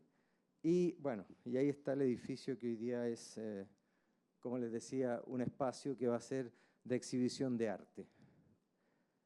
Y dentro del mismo proyecto también recuperamos una serie, bueno, es muy grande, pero de antiguos galpones de madera que estamos siendo convertidos en zonas de... Y finalmente, algunos proyectos educacionales. La universidad, esta misma universidad, yo me pregunto, bueno, ¿por qué las universidades que enseñan arquitectura en madera no tienen algo de madera? Al menos un kiosco, como decimos en Chile. Bueno, la Universidad Católica en la que yo hago clases tenía que hacer unos laboratorios para la biología marina, unos laboratorios junto al mar, y proponemos hacer de nuevo un concurso, un edificio en madera, que son esta serie de cuerpos, bueno, aquí no se alcanza a ver, pero el mar está detrás. ¿Y qué es? Un edificio con una serie de espacios de enseñanza, con laboratorios de agua que vienen y van al mar, pero ¿por qué la madera? Porque en ese contexto salino, marino, agresivo, muy duro para otros materiales, la madera no tiene ningún problema, no se oxida y no tiene ese problema típico de la mantención. ¿Qué vamos a hacer con un edificio en madera? Otro, el Instituto Nacional Forestal, dedicado a la investigación de madera, no tenía un edificio de madera. Entonces dije, bueno, y este es edificio de un edificio de ensayo donde se hacen todas las pruebas de materiales de construcción en madera, y en el fondo el edificio tenía que tener esa condición de ser él mismo un promotor de la construcción en madera. ¿Cómo se construye en madera? ¿Cómo se construye bien en madera? Y lo último es este colegio, y lo dejé al final porque es el más grande. Es un concurso en el sur de Chile, en un contexto de un colegio muy antiguo, 150 años, en medio de una ciudad que originalmente era 100% de madera, y se traslada de este punto del centro de la ciudad a la periferia, a un terreno nuevo, donde tenía que instalarse un gran colegio, 30.000 metros cuadrados, un proyecto muy ambicioso. Y de nuevo, propusimos un concurso de rescatar la tecnología local, el lenguaje y la materialidad local, estos son edificios existentes en la zona, y proponemos un edificio íntegramente en madera. Nos creían locos, nos decían ustedes, no van a ser posible, eso no va a cumplir las normas, etc. Pero finalmente alguien nos hizo caso y logramos hacer una estructura modular, donde el edificio es, en cierta forma, un gran esqueleto que permite alojar aquí a 2.000 alumnos más o menos. Estas son las zonas de comedores, y donde siempre el problema es un lugar muy lluvioso, 3.000 milímetros más o menos al año, muy frío, mucho viento. Entonces el problema es diseñar adecuadamente los revestimientos, los envoltorios, los halls, interior cerrado, etc. Los niños, no sé si tan felices como en Japón, pero sí felices. Y algunos detalles de la capilla interior. con una estructura ahí, claro. Nos decían, no gastamos la plata aquí y no nos alcanzó acá. No quedó nada. Bueno, distintos espacios dentro del mismo colegio, gimnasio, etc. Wow. Y el colegio exterior. Entonces, volvemos a la pregunta original. ¿Cómo lograr que se construya en madera aquí en Brasil? Como ustedes vieron, esto es un camino largo y ustedes son muchos aquí, muchos arquitectos que poco a poco pueden ir haciendo muchos proyectos como los que están mostrados aquí. Y de esa forma pasar de una cosa más bien abstracta a una cosa concreta. Fíjense el cambio de esta foto. Todo es como solo concepto y luego, mira qué cálido, qué amable, qué atractivo. Entonces, yo creo que la madera se defiende sola, es decir, no necesita un ministerio de relaciones para quedarse bien con todos. Lo que necesita son muchos arquitectos haciendo muy buenos proyectos, porque nuestra competencia es esta. ¿Qué es eso? Productos industrializados, hechos, da lo mismo, del metal o del material que sea, pero son estandarizados, todos iguales, terriblemente fomes y aburridos. Yo no sé si están de acuerdo conmigo.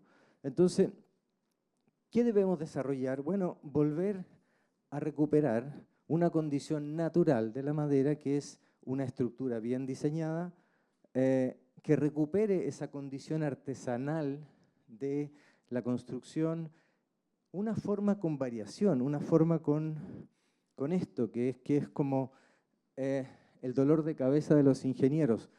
No, yo solo quiero una estructura 20 veces, no, todas diferentes. Bueno, hay que trabajar. Los arquitectos flojos, no sé cómo se dice en portugués, no funcionan con madera. Tienen que ser trabajadores porque hay mucho detalle, mucho detalle. Pero eso tiene una recompensa que es recuperar esto que es la artesanía o la belleza que es que cada unión es distinta, so, si quieren hacer un detalle 20 veces, no sirve. Hay que hacer 20 detalles distintos. ¿Para qué? Para recuperar eso. Y solo una última idea. ¿Cómo tomamos decisiones nosotros los seres humanos? Tenemos el corazón y la cabeza, ¿no?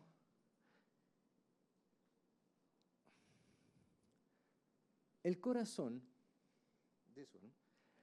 se emociona con la belleza de lo que sea, de la naturaleza, de un edificio, de una flor, de cualquier cosa. La cabeza se emociona con la razón, es decir, wow, siempre pongo este ejemplo, si han estado en Versalles, en los jardines de Versalles, ese es un lugar impresionante, al menos para mí, más para la cabeza que para el corazón. Es como decir, ¿cómo hicieron esto? Estos ellos están locos. O sea, 1 kilómetro de un eje de simetría, todas las plantas puestas como si fueran unos bloques verdes perfectos, cortados. Entonces, pero eso emociona mucho la cabeza. Sin embargo, la decisión más importante uno siempre la toma con el corazón. Es decir, la madera como material trabaja más con el corazón que con la cabeza, porque tiene una conexión mucho más profunda y eso significa que nosotros como arquitectos tenemos que trabajar con datos cuantitativos muy eficientes, tenemos que, digamos, dar razones de lo que hacemos, pero nuestros proyectos no seducen con una planilla Excel. ¿Lo entienden? Los proyectos seducen con una forma y una idea de lo que uno quiere hacer, porque de esa forma el proyecto habla por sí mismo, sin explicación. ¿Y qué pasa? Con esta cantidad de ejemplos que ustedes ven ahí, son maneras de resolver finalmente dos cosas. Cómo es la estructura de un edificio y cómo es la envolvente, es decir, cómo es la piel. Y eso porque creo que tenemos que hacer una cosa mezclada entre miren, utilizar la tecnología, toda la tecnología que tenemos, que es muy importante, pero también que es, creo, el mayor valor, que es los carpinteros que trabajan a mano cada pieza. Eso le da un sabor especial y además que es una tecnología low-tech, simple, muy, muy presente en nuestro país, en Sudamérica hay muchísimos carpinteros. Entonces, ¿para qué? Para que finalmente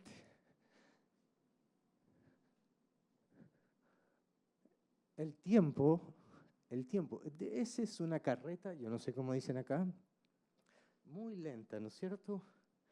Pero es una carreta que lleva 100 años funcionando y la arquitectura va a esa velocidad y sola va a ir imponiéndose, ¿entienden? Porque en el fondo, esto que ocurre aquí, como una manera de como promover una construcción, va de acuerdo también a las personas que las tienen que habitar, que tienen que ir convenciéndose que ese es el camino.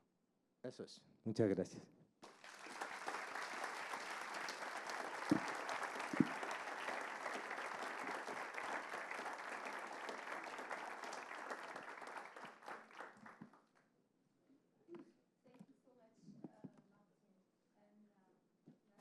Thank you so much also for the both of you.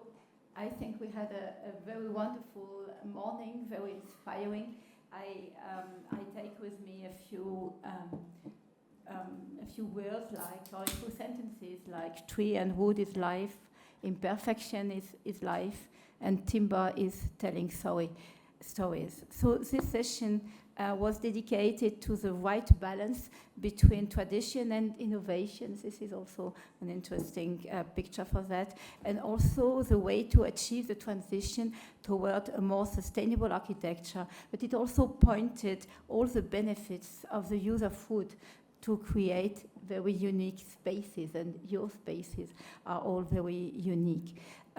Rui and Taka, you proved with your projects that wood can bring a revolution in designing educational spaces. I wish my grandchildren could go in one of your schools. And you also showed how sustainable design in wood can create healthier and also more inspiring environments. I think that a child who went in a wood school will certainly have his whole life long another relationship both to the material wood, also to the other natural materials, and also to the living, human and non-human. So thank you for helping children become very conscious adults and also very happy children, very happy. Bom, de volta. Como nós somos muito indisciplinados, nós tivemos que nos acomodar à nossa própria indisciplina. Nós vamos dividir agora a apresentação da próxima dupla em uma apresentação agora, e a segunda parte, então agora o Christophe vai fazer a apresentação, e a partir das duas, o Nicolas vai fazer a apresentação dele.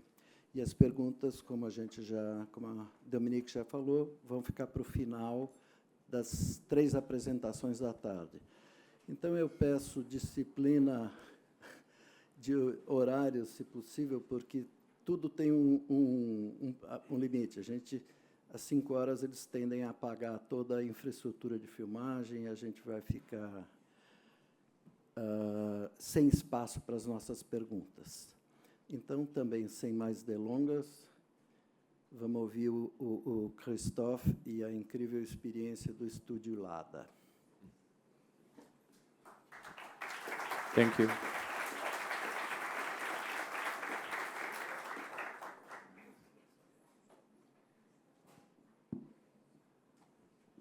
Okay, thank you, Marcelo, and hello, everybody. So I'm French, excuse my English. So I'm really happy to be here. I came already 2 years ago. I did a lecture also in the same place It was an amazing time. So I want to talk about architecture from resources. It means that you see what are your resources and you design an architecture from that. And this will create maybe a new vernacular architecture. So this is my team. So we are like a collective. The name is Studio Lada. If you want to find us, it's the better way, Studio Lada. We are 15. We are 6 partners. Éléonore, Xavier, Aurélie, Benoît, Agnès, and Christophe. And we have 10 young architects working with us. We are in Nancy. We are in the city of Nancy. This is where I come from. So I come from like a rural family, rural side. This is in the Vosges, and this is the family of my mother. This is the family of my father. They're all like farmer family. This is like 15 kilometers, and everybody stayed there. And everybody is like working with the nature. My father over there was a landscaper, and now he's retired.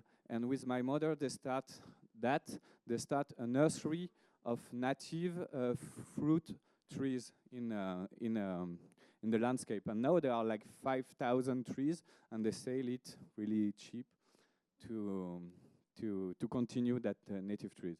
And this is my cousin and my aunt, my sister dad, and they are like biological farmer. So first, this is to understand where do we come from and my region. So the region is Lorraine. This is Nancy in the center, and you can see some map to understand what are the resources of our region. So the Nancy is here. I come from this place, and here this is about the timber resources. This is about in blue. This is resinous coniferous trees. This is what we use the most, pinus and kind of sapin. And here is the forest of leaf trees like oak and Easter. I don't know the name, but this kind of tree. But for construction, mostly we use this one. And this is not very good because this is like monoculture also, and we try to change the use and to use also other spaces. This is also a map important for us. This is about stone resources. So there are a lot of stone in the south of France, and here we have a little bit, and we have different kind. We have like granite in blue, we have sandstone, pink sandstone, and we also have limestone. And it means that if I build a building there or there, I have different kind of resources, and the tradition was a bit like that, so we try to do the same. And this map is about the history, about the region. So this is also important. This is the past already, because many of for example, the steel factory closed. No, everything is made in China. And also about the textile, there were many factories, but also about thermalism, and there are some stone quarries, some also agricultural specificities. I don't know. So we see that, and with all this kind of stuff, we can try to make different architecture. And we have, so all of our projects are in this area. It's like 1.5 hours from the office, 100 kilometers. And when we go around with the car in the rural side, we observe and we see all our vernacular patrimonio. So this is the one we have, and you can see this, the pink sandstone. This is the limestone, very well cut. This is the granite stone, so in the different way to use because it's harder. This is the kind of carpent that we have, the way also for urbanism, this kind or this kind. So this is different kind. And then now we are used to build with that. I don't know why. Maybe because of the modernity, because of the economy, to build cheaper. Now we have the same materials all over the world, and we have very bad quality materials, and also we are without any particularity. There is no imperfection, there is no history, there is no life with this material. And actually, what we prefer to use is maybe this kind of materials. And I think there is a lot of comparison between architecture, construction, and agriculture and gastronomy. And for example, we try to use this kind of ingredients to build an architecture, like in gastronomy. I think maybe architecture is late compared to this sector. In gastronomy, already you have the interest of the people for the provenance, for the history of the ingredients. And also, if you see that, you can see a diversity of kind of architecture, of kind of resources. So you can see also in the tradition what was the specificities, and now we can invent a contemporary cooking with these ingredients, but we don't have to repeat the same thing that in the past. We can invent something new, and this is also very important, because if you only do like the past, you do like regionalism, only that. This is a past regionalism. But what we want to do is bioregionalism. So it is something new, and you can get inspiration from all over, whatever you want. You can change the things, you can change the architecture. You don't have to do the same that before. And what I really like to do is to make travel and to see other architecture and to get inspiration for all that. So I make like a mix between this one, and in this one you have traditional, like this, maybe this, and you have also contemporary architects all over the world that give me a lot of inspiration. So this is maybe a design to explain how we think. We see what are the resources in a place. We see what kind of products we can create, and then we make it in a building. And if we use like local resources, we can. There is a lot of work to do. You take only raw materials, and then you have to transform it. And if you have to transform it, you need people. You need people there. You need people there, and you need people there. And this is important because in France, in my region, we have a serious problem with unemployment. We need to find jobs for the people, and quality job. And we think that this kind of job are bring a lot of quality and response. So then we do what Dominique said, the happy and creative frugality, and I make the opposition with the sad and standardized consumerism. This is the opposite. This is also to understand. We make meeting. We talk together with the other architects. We find some ideas. And one of the ideas when we do this kind of meeting was just to create a map to see where are our resources. So we did this only in Lorraine, and we did a map to find all the stone supplier, quarry, all the sawmill for wood, and this is like new resources, earth and fiber, so there are few. But if you see that, I couldn't imagine before that there was so many supplier.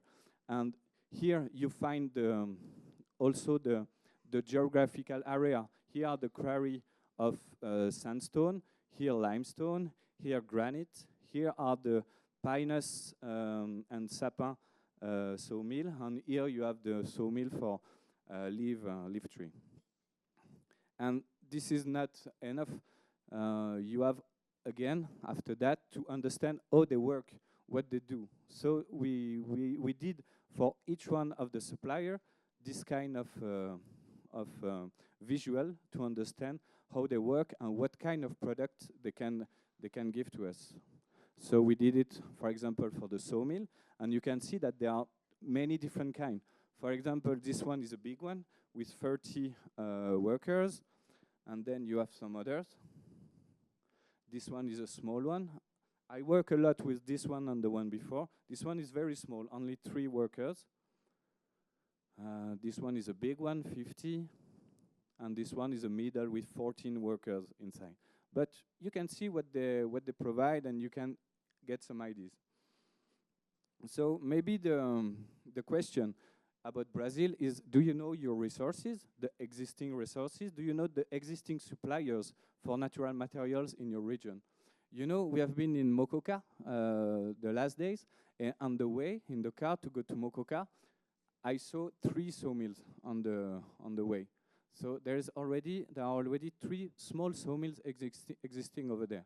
I don't know what they do. Maybe they do wood for furniture, but maybe they can do wood also for structure. So I think students have to go there and to create the link, the direct link between architects and suppliers.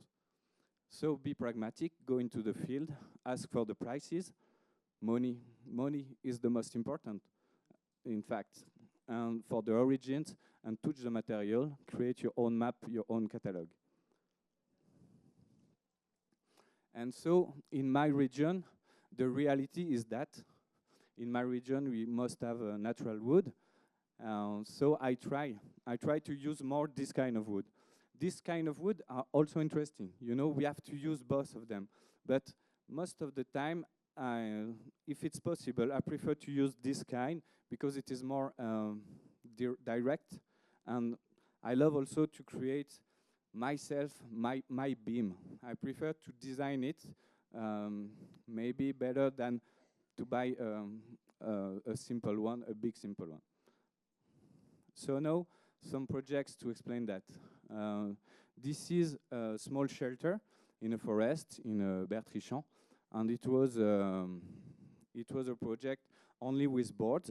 So we have to design this small shelter like that, and it was a project to build without firm, without builder. So we have to do it only with the people from the village, and we wanted to design a particular structure. So I designed this one with a simple way to the triangulation. I just move a little bit like that, and we designed this.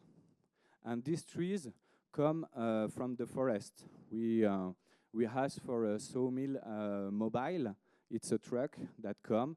The people from the village cut the trees. They make the boards, and when we make the work in progress together like this. So this is also very important to, I think about what Taka said about the imperfection. This wood have many imperfections. You see, it is all like this, but this is not a problem. And also about the affective, about the people from the village. So this is, that was a very important project for us. That was the first one. And it gives maybe the line for the office.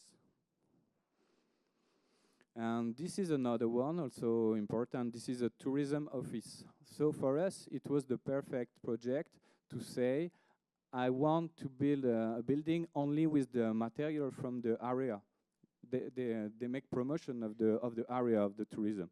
So we choose to use 2 materials, stone and wood. This is the kind of landscape, and this is the small quarry that was very close to the site. And so I've been there. I talked to the people, and they explained me the perfect size that they can do, the price and everything. And then after that, we were able to design the project like that with 32 stones, very geometric project. I think also one solution to use these materials, because maybe they can be more expensive, and we have to simplify the design to make rationalism, to make it repetitive, to find kind of good price. And then we can make these buildings, and we can find really some good ideas about how to talk about the materials. So, and you can see I play with these 2 materials. Outside it's only stone, and when you go inside, it's a totally diverse ambient. Everything is in wood. And if you see that, this is, to do that, I need 5 suppliers. One for the structure, one for the boards, one for the floor, one for the windows, and one for the bardage. So it means for that I need 5 different suppliers. And we did it with the carpenter, and then we did these small maps. So this is the builder. So most of the time the builder comes from the area. This is not a problem. But most of the time the supplier comes from maybe really far away with a commercial step. You buy to a first one, they sell to a second one, a third one, a third one, and every time the price go up and the material loses particularity. So here all the suppliers are in the field. This is 50 kilometers. And I think this is interesting to understand. And then another project, it is a building for old people, so for retired people, very old people. And this is an extension of the building for activity rooms. And so for this project, we were able to build it with wood, frame wood. This is quite economic now in France. But the question was that the owner didn't want cladding in wood because it gets gray, it gets maybe dirty. So, and we were in the region of the limestone. So we decided to create this kind of innovation. I love this kind of traditional innovation. So the innovation is to have stone tiles like that, and we put it in a frame in wood with small pieces of wood, and we just put the slide like that. So this is 4 centimeters thick stone, and we use it. And when I go in the corridor or in the toilets, I see the granite slide like that you have, very big. So I guess it's from Brazil. So I can think that in Brazil, you can have this kind of stone, very maybe cheap, maybe in size amazing. I think you have some kind of ideas to do. Maybe the stone in Brazil is very strong, so it's better to use it in thin space, but maybe not, I don't know. But I think there are some ideas to do. I think Brazil is an incredible playground, more than in France. You have more material than us. You don't need insulation. You can see, you can show the structure. You have earth, you have fibers, you have bamboo, you have everything to design the new vernacular of your country. And so this is the way to do it. So he is a carpenter. He is not a stone builder. He's a carpenter. We just buy to the quarry this tiles, and then he put it in that way. And it gives the result of an architecture very different, with stone, with wood, and with that can get old really easily, and with no problem. And inside, you show that the wood is inside, the carpet is in wood, and you have both relation with the materials. Then this is a big structure. This is a hall in a city called Annecy. It is 800 square meters, and it was a hall to allow kids to make sport, to make the market, to make a party, and to make the traditional fest in the village every year. So this one, first it was a design like that. We love like geometrical design. We love to find this kind of ideas. I love great engineer like, I don't know, Eiffel, Gustave Eiffel, like Eladio Dieste, with a very interesting design, engineer structure, this kind. So I love to see that. Even if it's not in wood, you have the kind of intelligence of the structure that can give you some ideas. So we designed that. And then, so there is a primary structure in glulam, and the secondary is just to protect from the sun, and it is also just to protect from the balloon and all that to the plastic roof. So for this board, we can use simple wood. So we decide to use the wood of the village. So this has been cut in the village. It is species that I didn't know. This is pin noir, pine and black pine. So they cut 100 cubic meters. It was in the forest during several weeks, and there was some small panels on this, explaining that this wood will be used for the future hall in the village. So people can start to understand, okay, this is very interesting. You use the wood for that. And then when they start to build that, all the village were really amazing. This is not only a hall, this is also a sculpture. This is maybe a church, a new kind of church, a new particularity of the village. And then we have few money. We did this kind of roof, transparent plastic roof, okay? But you see the structure, and then this is the only beauty of the necessary structure, and how the light comes on it during the night. Then I had another project about a gymnasium for sport, and there I wanted to get challenge. So now it's 24 meters to cross. The one before it was only 20, and we say, okay, if we just want, because on the one before, the glue lamp come from quite far away. It's not so far away, but it's 300 kilometers, and it is different way. And we wanted this one just to have the local wood. So we designed the structure with only 6 meters pieces of wood, and with a triangulation on a beam like that to cross 24 meters. So you can understand in the section, we need 3 meters there, 6 meters there, and this is 9 meters. So we have the small room, the big room, and the vestiaire. And so we could do the same kind of supplying. This is wood from the forest. This is Syrie, the sawmill Mandray, one that I start to understand how they work. They have to make it dry really technically. You know, this is important because this kind of structure is not so easy to do. You don't have to get movement after that. So there is engineer working on it.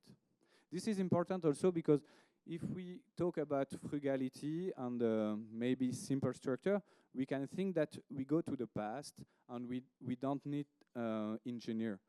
But actually, we need really good engineer to create the new use of the traditional materials. So we need engineer to study earth construction. We need engineer for straw construction, for wood construction, for stone. And I really want to say to the engineer to get interested in this kind of construction instead of getting in, I don't know, AC mechanism or steel, aluminum structure. We need you for that. And then this is inside. And also we had the same thinking about the furnitures. So this is also with the local wood. So the builder to make the furniture, usually they only use, you know, this panel of wood only with a powder of wood. This is nothing, and you put like a plastic sheet on it. This is what we use. I think this is real wood, this one. But most of the time in France we use this panel, and I wanted to use real wood for that. So they have to change the way they work. They have to buy a traditional wood, and then they have to transform it to make this kind of stuff. So it's a lot of work for the firm. We say menuisier. I don't know how you say menuisier in English. You have the carpenter for small stuff. So it was a lot of work for him, and he had to find 3 more people to do that. Again, for that, So we designed this. The reflex, the first solution was to use panel, but if we want to use boards, you have to build a structure. It's also used for the sailing. It's also used for the inside doors, for all that. So it was a lot of work, and it provide a job. It provide employees in the region. And then outside we have this kind of design with steel and wood. Then this is another project in a small village. This is a building for health, medical building for doctor, dentists. So it is in the village. First, this is important to do it in the center of the village, and there is the part renovated, and this is the new part. So it's better than to build it outside of the village. Most of the time it's like that. And this village is a specific one. The name is Liffol-le-Grand, and this is a village known about the fabrication of the traditional chairs.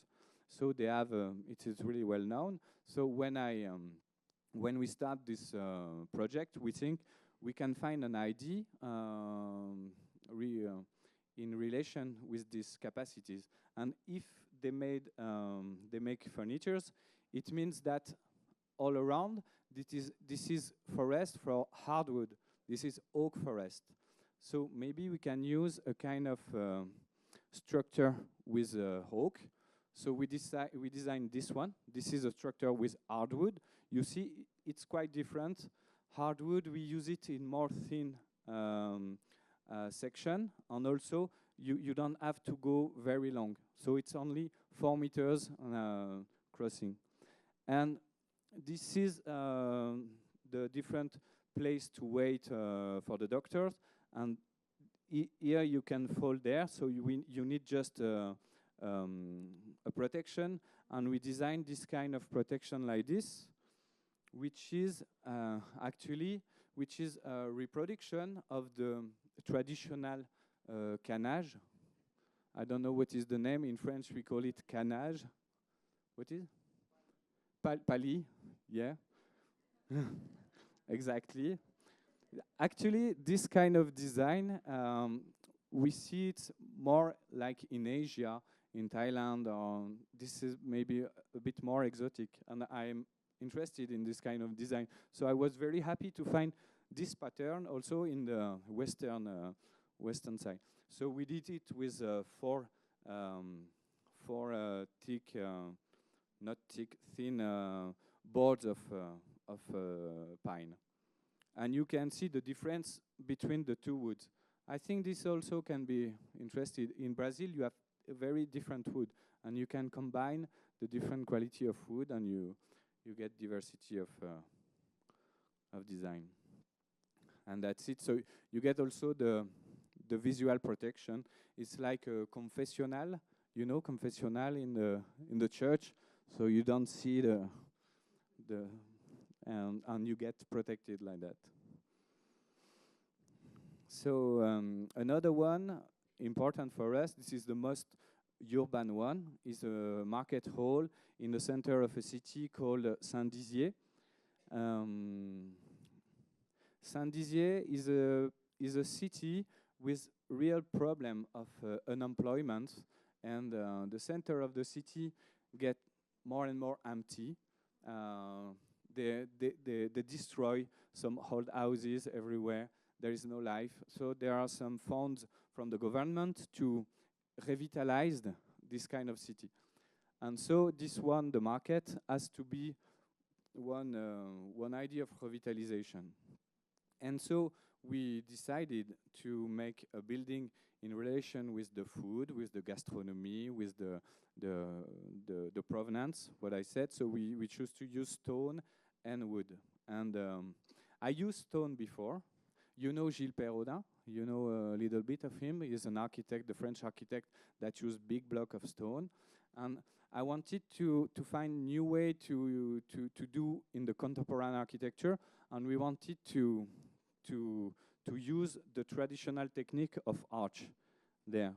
So outside this is arch, and this is the stone of the traditional city.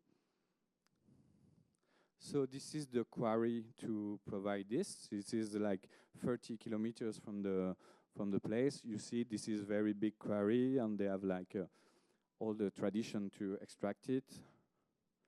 And then we design the facade with that.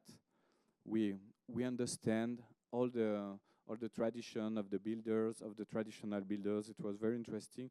They use all the tradition to build it. These builders we have for heritage building, so they are more used to repair, to renovate building, and they was so excited to build a new one with the original tradition. It was for everybody. It was a really interesting challenge, and I had nothing to do. They knew perfect everything because they are like very good builder. So they designed the vault in wood. So they use once for this one and once for this one. And there we also have the same. This is the small one, the middle one, and the large one. And the shape of the arch are the catena shape. You know Gaudi. He used a lot this kind of traditional shape. This is when you take a chain and you do like that, so you can get the small size, the middle one, and also the great one. And this is the same family, so it makes a kind of harmony between these three shapes. And then this is the result. This one is very important because this is 24 meters crossing, and I think this is not traditional. This is something you see that you understand that it is a contemporary building, a modern building, and I don't want to do like to do the same building that before. So you see that, you see the wood inside. I also love the dialogue between the two materials in most of the building. This is the mass. This is like concrete. This is like the wall, the stone, and wood. I love the wood because of because it's thin. So you make like really thin stuff with the wood, and you make a relation with that, and the result is really often interesting. And for the wood, so we use wood really simple for a small sawmill. I think there are 4 people living it. This was just after the COVID. And after the COVID, you know, the price get really high because of the penury, I don't know how you say, materials. And my carpenter, he couldn't find a wood. The wood prices have done really high because he got to the big furnitures. So I tell him, just wait, I will call some friends. I call some friend and I find this one. He was really able to provide this wood. And he gave a good price. I make the contact between them, and now they work together really often. And I think this is the difference. Before, architects just talk to the builders, to the carpenters, and now architects talk to the provider, the supplier, the sawmill, and everything like that. And then we use wood inside to make this carpent. Actually, this is not carpent because we had some problems. So it's more a ceiling with really thin wood to make acoustic and to hide the pipes and all the machinery. And then inside you have this kind of ambience with the relation with the food. So it works very well. So also the people see the work in progress, the building of the market. So they start to be interested even before it opened. And when it opened, it's a new identity for them. Another one, really more simple, is a individual house in the mountains. And for this one, I wanted to do the most as possible to use like really simple materials from the region, like vernacular agricole for agriculture, and also like kids' cabin. When you are a kid and you find some boards, some stuff, and you build your own cabin, and you're really happy to get it, to be protected from the rain and to get a comfort. So you love your small comfort that you have. So the first step was to don't use concrete. So we did a foundation with granite block. We dig the field until 1 meters, and then we just put granite blocks like that. Really simple. This is really not expensive. And then we start the wooden construction. Actually, also this new building is inspired with the shape of a barn, a traditional barn. And then the construction is like that, so it's insulated with straw. When you put straw like that, you need 36 centimeters. So you can think 36 centimeters, I cannot find raw wood, a simple wood to do that, but actually it is possible. The scierie, the sawmill Mandray provide this big wood. So we did this, and also even the panel, there we didn't want an industrial panel, so we use simple boards in triangulation like that. So this is only with the local wood.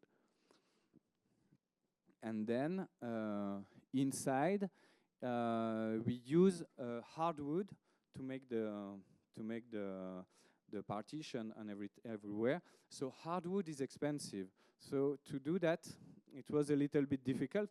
At the beginning, I think to use softwood, really cheap and really common. And when I talk to a sawmill, he tell me, if you want, I have a very bad quality hardwood over there. If you want, you can take it, but you will get many imperfections and defaults in the wood. I said, I don't mind. That's also the interest to talk together, because if I talk with them, they think that I won't love this product, but actually he doesn't know what I love or what I don't love. So we take this and we put this, so it is really interesting, really hard. The smell is different. There's a lot of interest. We have this kind of defaults everywhere, but we love it. The clients love it, and me too. So, and so outside we have the cladding in Douglas. So we have like four species of wood, one for the external, one for the structure. So again, it is the difference. And this kind. And also the heating of this house is only done with this small chimney. You get very well insulated, so you do a fire, and after 1 hour the house gets warm, and it's really nice. Also, the experience to make yourself the heating of your house, this is very interesting. Again, for the furnitures, so the classical boards with dust and glue is replaced by boards in wood with a small factory of an old factory of furnitures. So so they can do that in a correct price. And that's it. This is another building, a big one, one of the biggest one that we realize. It's a school, and this is the only one where we have been out of our area. This is 500 kilometers from our place. So this is a school for kids. The design is inspired by a traditional monastery, you know, with the courtyards.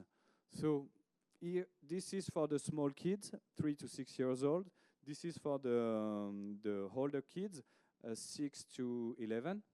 And you got in the center, you got the common place, then you got the corridor, and then you have the classroom. So here it is like you run, you do everything, and then you are concentrate. It is the same in the monastery. You have the common courtyard, and you have the place where you pray, where you are really concentrated. And there, every class has an outside space to do whatever they want, to make plans, to make a chicken, to have a, I don't know, they can invent whatever they want. And this is the common place for them. And we use the traditional roof with the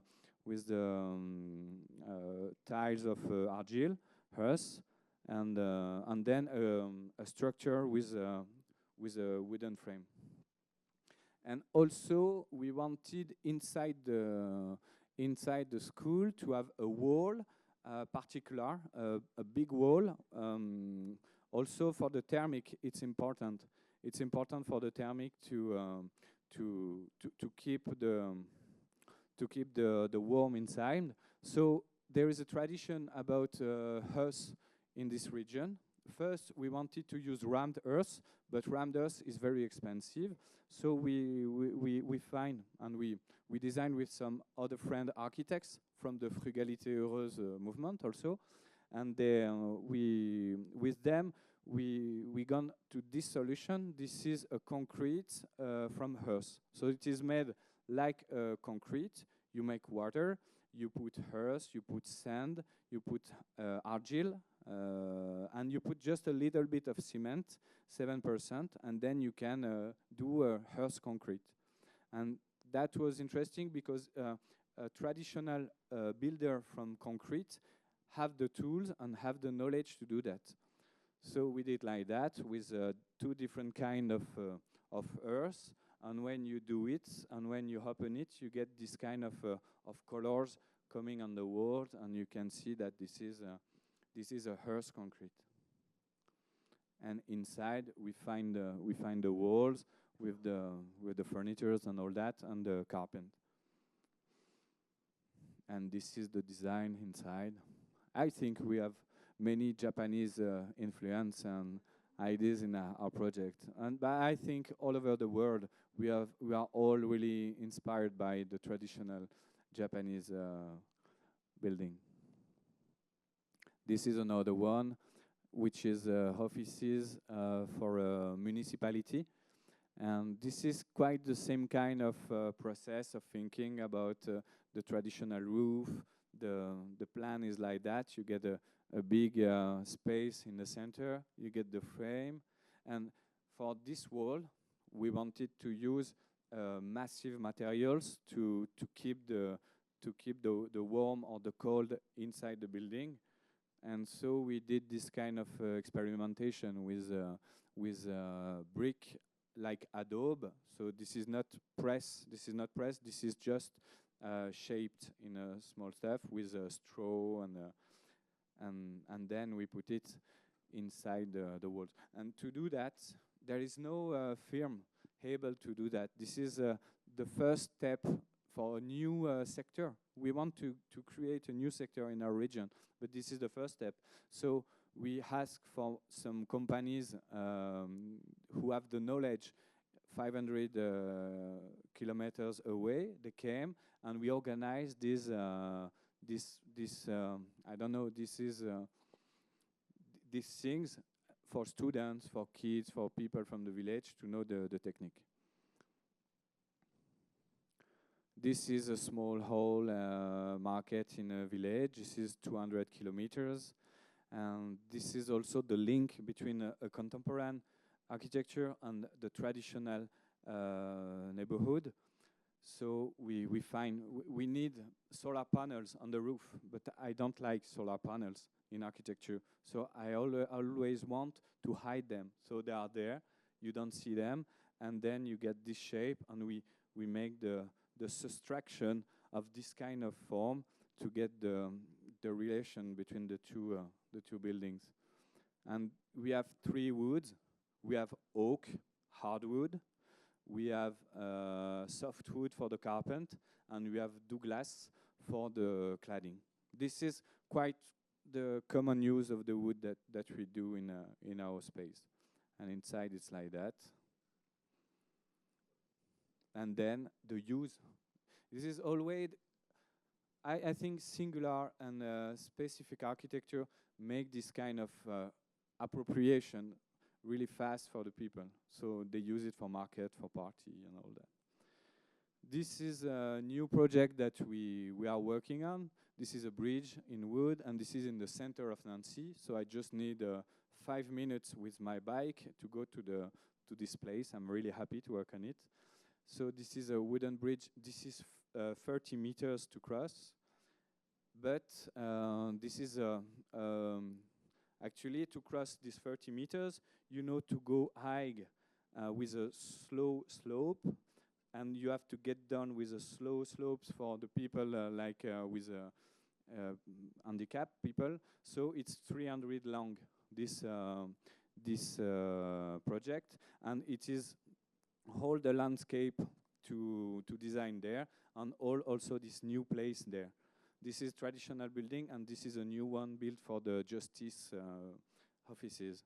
And there, this is 5 meters, and then it gets 9 meters because we have to put some stairs. So upside we have like a small place, like in the tree. So you have this place up, and down from this it become a market hall. So we propose that to get a market hall in the center of the place. So this is the kind of the section that we have, and the structural composition. The idea is simple. You have the main beams there with glue lamp and all that, and then you put the second structure with massive wood to make the board and to consolidating this. And you make protection from the rain. We have a lot of rain, so you don't have wood there. The wood is protected from the rain. It is just down. And then this is the kind of bridge that come in the tree. It's very interesting project. This is a new kind of landscape. This is the market hall under the bridge, and this is the kind of the place that we are going to create there. And this is the last one. This is a house in the center of Nancy with stone and wood. And actually in Nancy we have two really famous houses. We have Villa Majorelle, which is a very beautiful example of Art Nouveau, New Art. I don't know, you know, at the beginning of the 19th. And so everybody loved that. And if we see modern architecture, everybody think, before, in the past, we did very interesting buildings with good materials, with good details, with wood and with all that. And people said, why do you do simple buildings, modernist, that? And I think the response is really easy. It is because of the price. This is very expensive. I think this, if you build that right now, or even in the past, this for elitist people, really rich, this is 5 million euros, something like that. So I love that, but there is a problem with the price. And the other house very well known in Nancy is Maison de Jean Prouvé, and this is the opposite. This is really cheap. This is really rationalist and really interesting also in the shape and So what we wanted to do is to do a house that can combine the traditional of the materials and the technique, but with a common price. So this is 400,000 euros. This is quite common price for house, and we had to find the good solution to have a good price. So you see the building is compact, and you have a simple roof, and you have some things really simple, and we choose to put the price in this. Okay, we have the shape of this window. We have the stone there. This is quite expensive. We have some furniture inside, and we try to find for every builders of this house a small things that they will love to build. We want that everybody can love this to do this work. And so it's like that. We have the window. We have a lot of wood inside. We find this kind of shape quite cheap because it's easy to do for the stone builder. And then the windows, you see, it is rectangular windows, and it comes it's applied on it, so it is not. You don't have to make a special shape. And then this is this kind of ambience inside. Classical kitchen and the furnitures, and also we designed these things, which is quite particular. This is a possibility of the wood that is very interesting. Wood, if you take it very thin, you can make it ply like that. So I think we have to think about that, because you can get it stronger when you put it like that and you maintain it, so you get strong, and also you get the aesthetic shape, you get all the vocabulary to explore. So we did that, and also we choose a wood really with a lot of imperfection. This is a wood. This is a problem with our forest, with the climate change. We have some forests who get dry, and we have to cut them because there is an insect coming and to eat the trees. So we have to cut them before when they are small.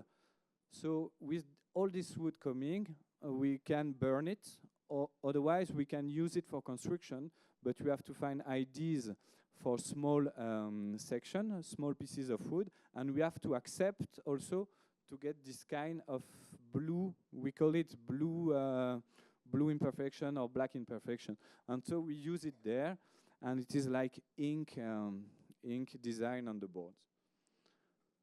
And so this is how the people build. So that's what I said, that I'm really interested by the traditional technique and the history, the story of the work in progress, and with simple way to build.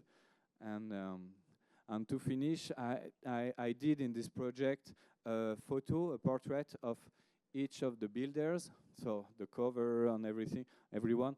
And this is what I want to do more and more, say, listening to the human factor, writing a common narrative of the people, with the builder, with the supplier, and to find a common way to build and a common love of the way to build. We are architects, but we can easily talk to them. We have the same willing to change the world. We have the same position. Actually, now this kind of people come to the frugality, the happy and creative meeting, because this is not only things for architects, but also for them. So we are happy that they come, and we want to do that more and more like this. So, obrigado for the listening. Thank you.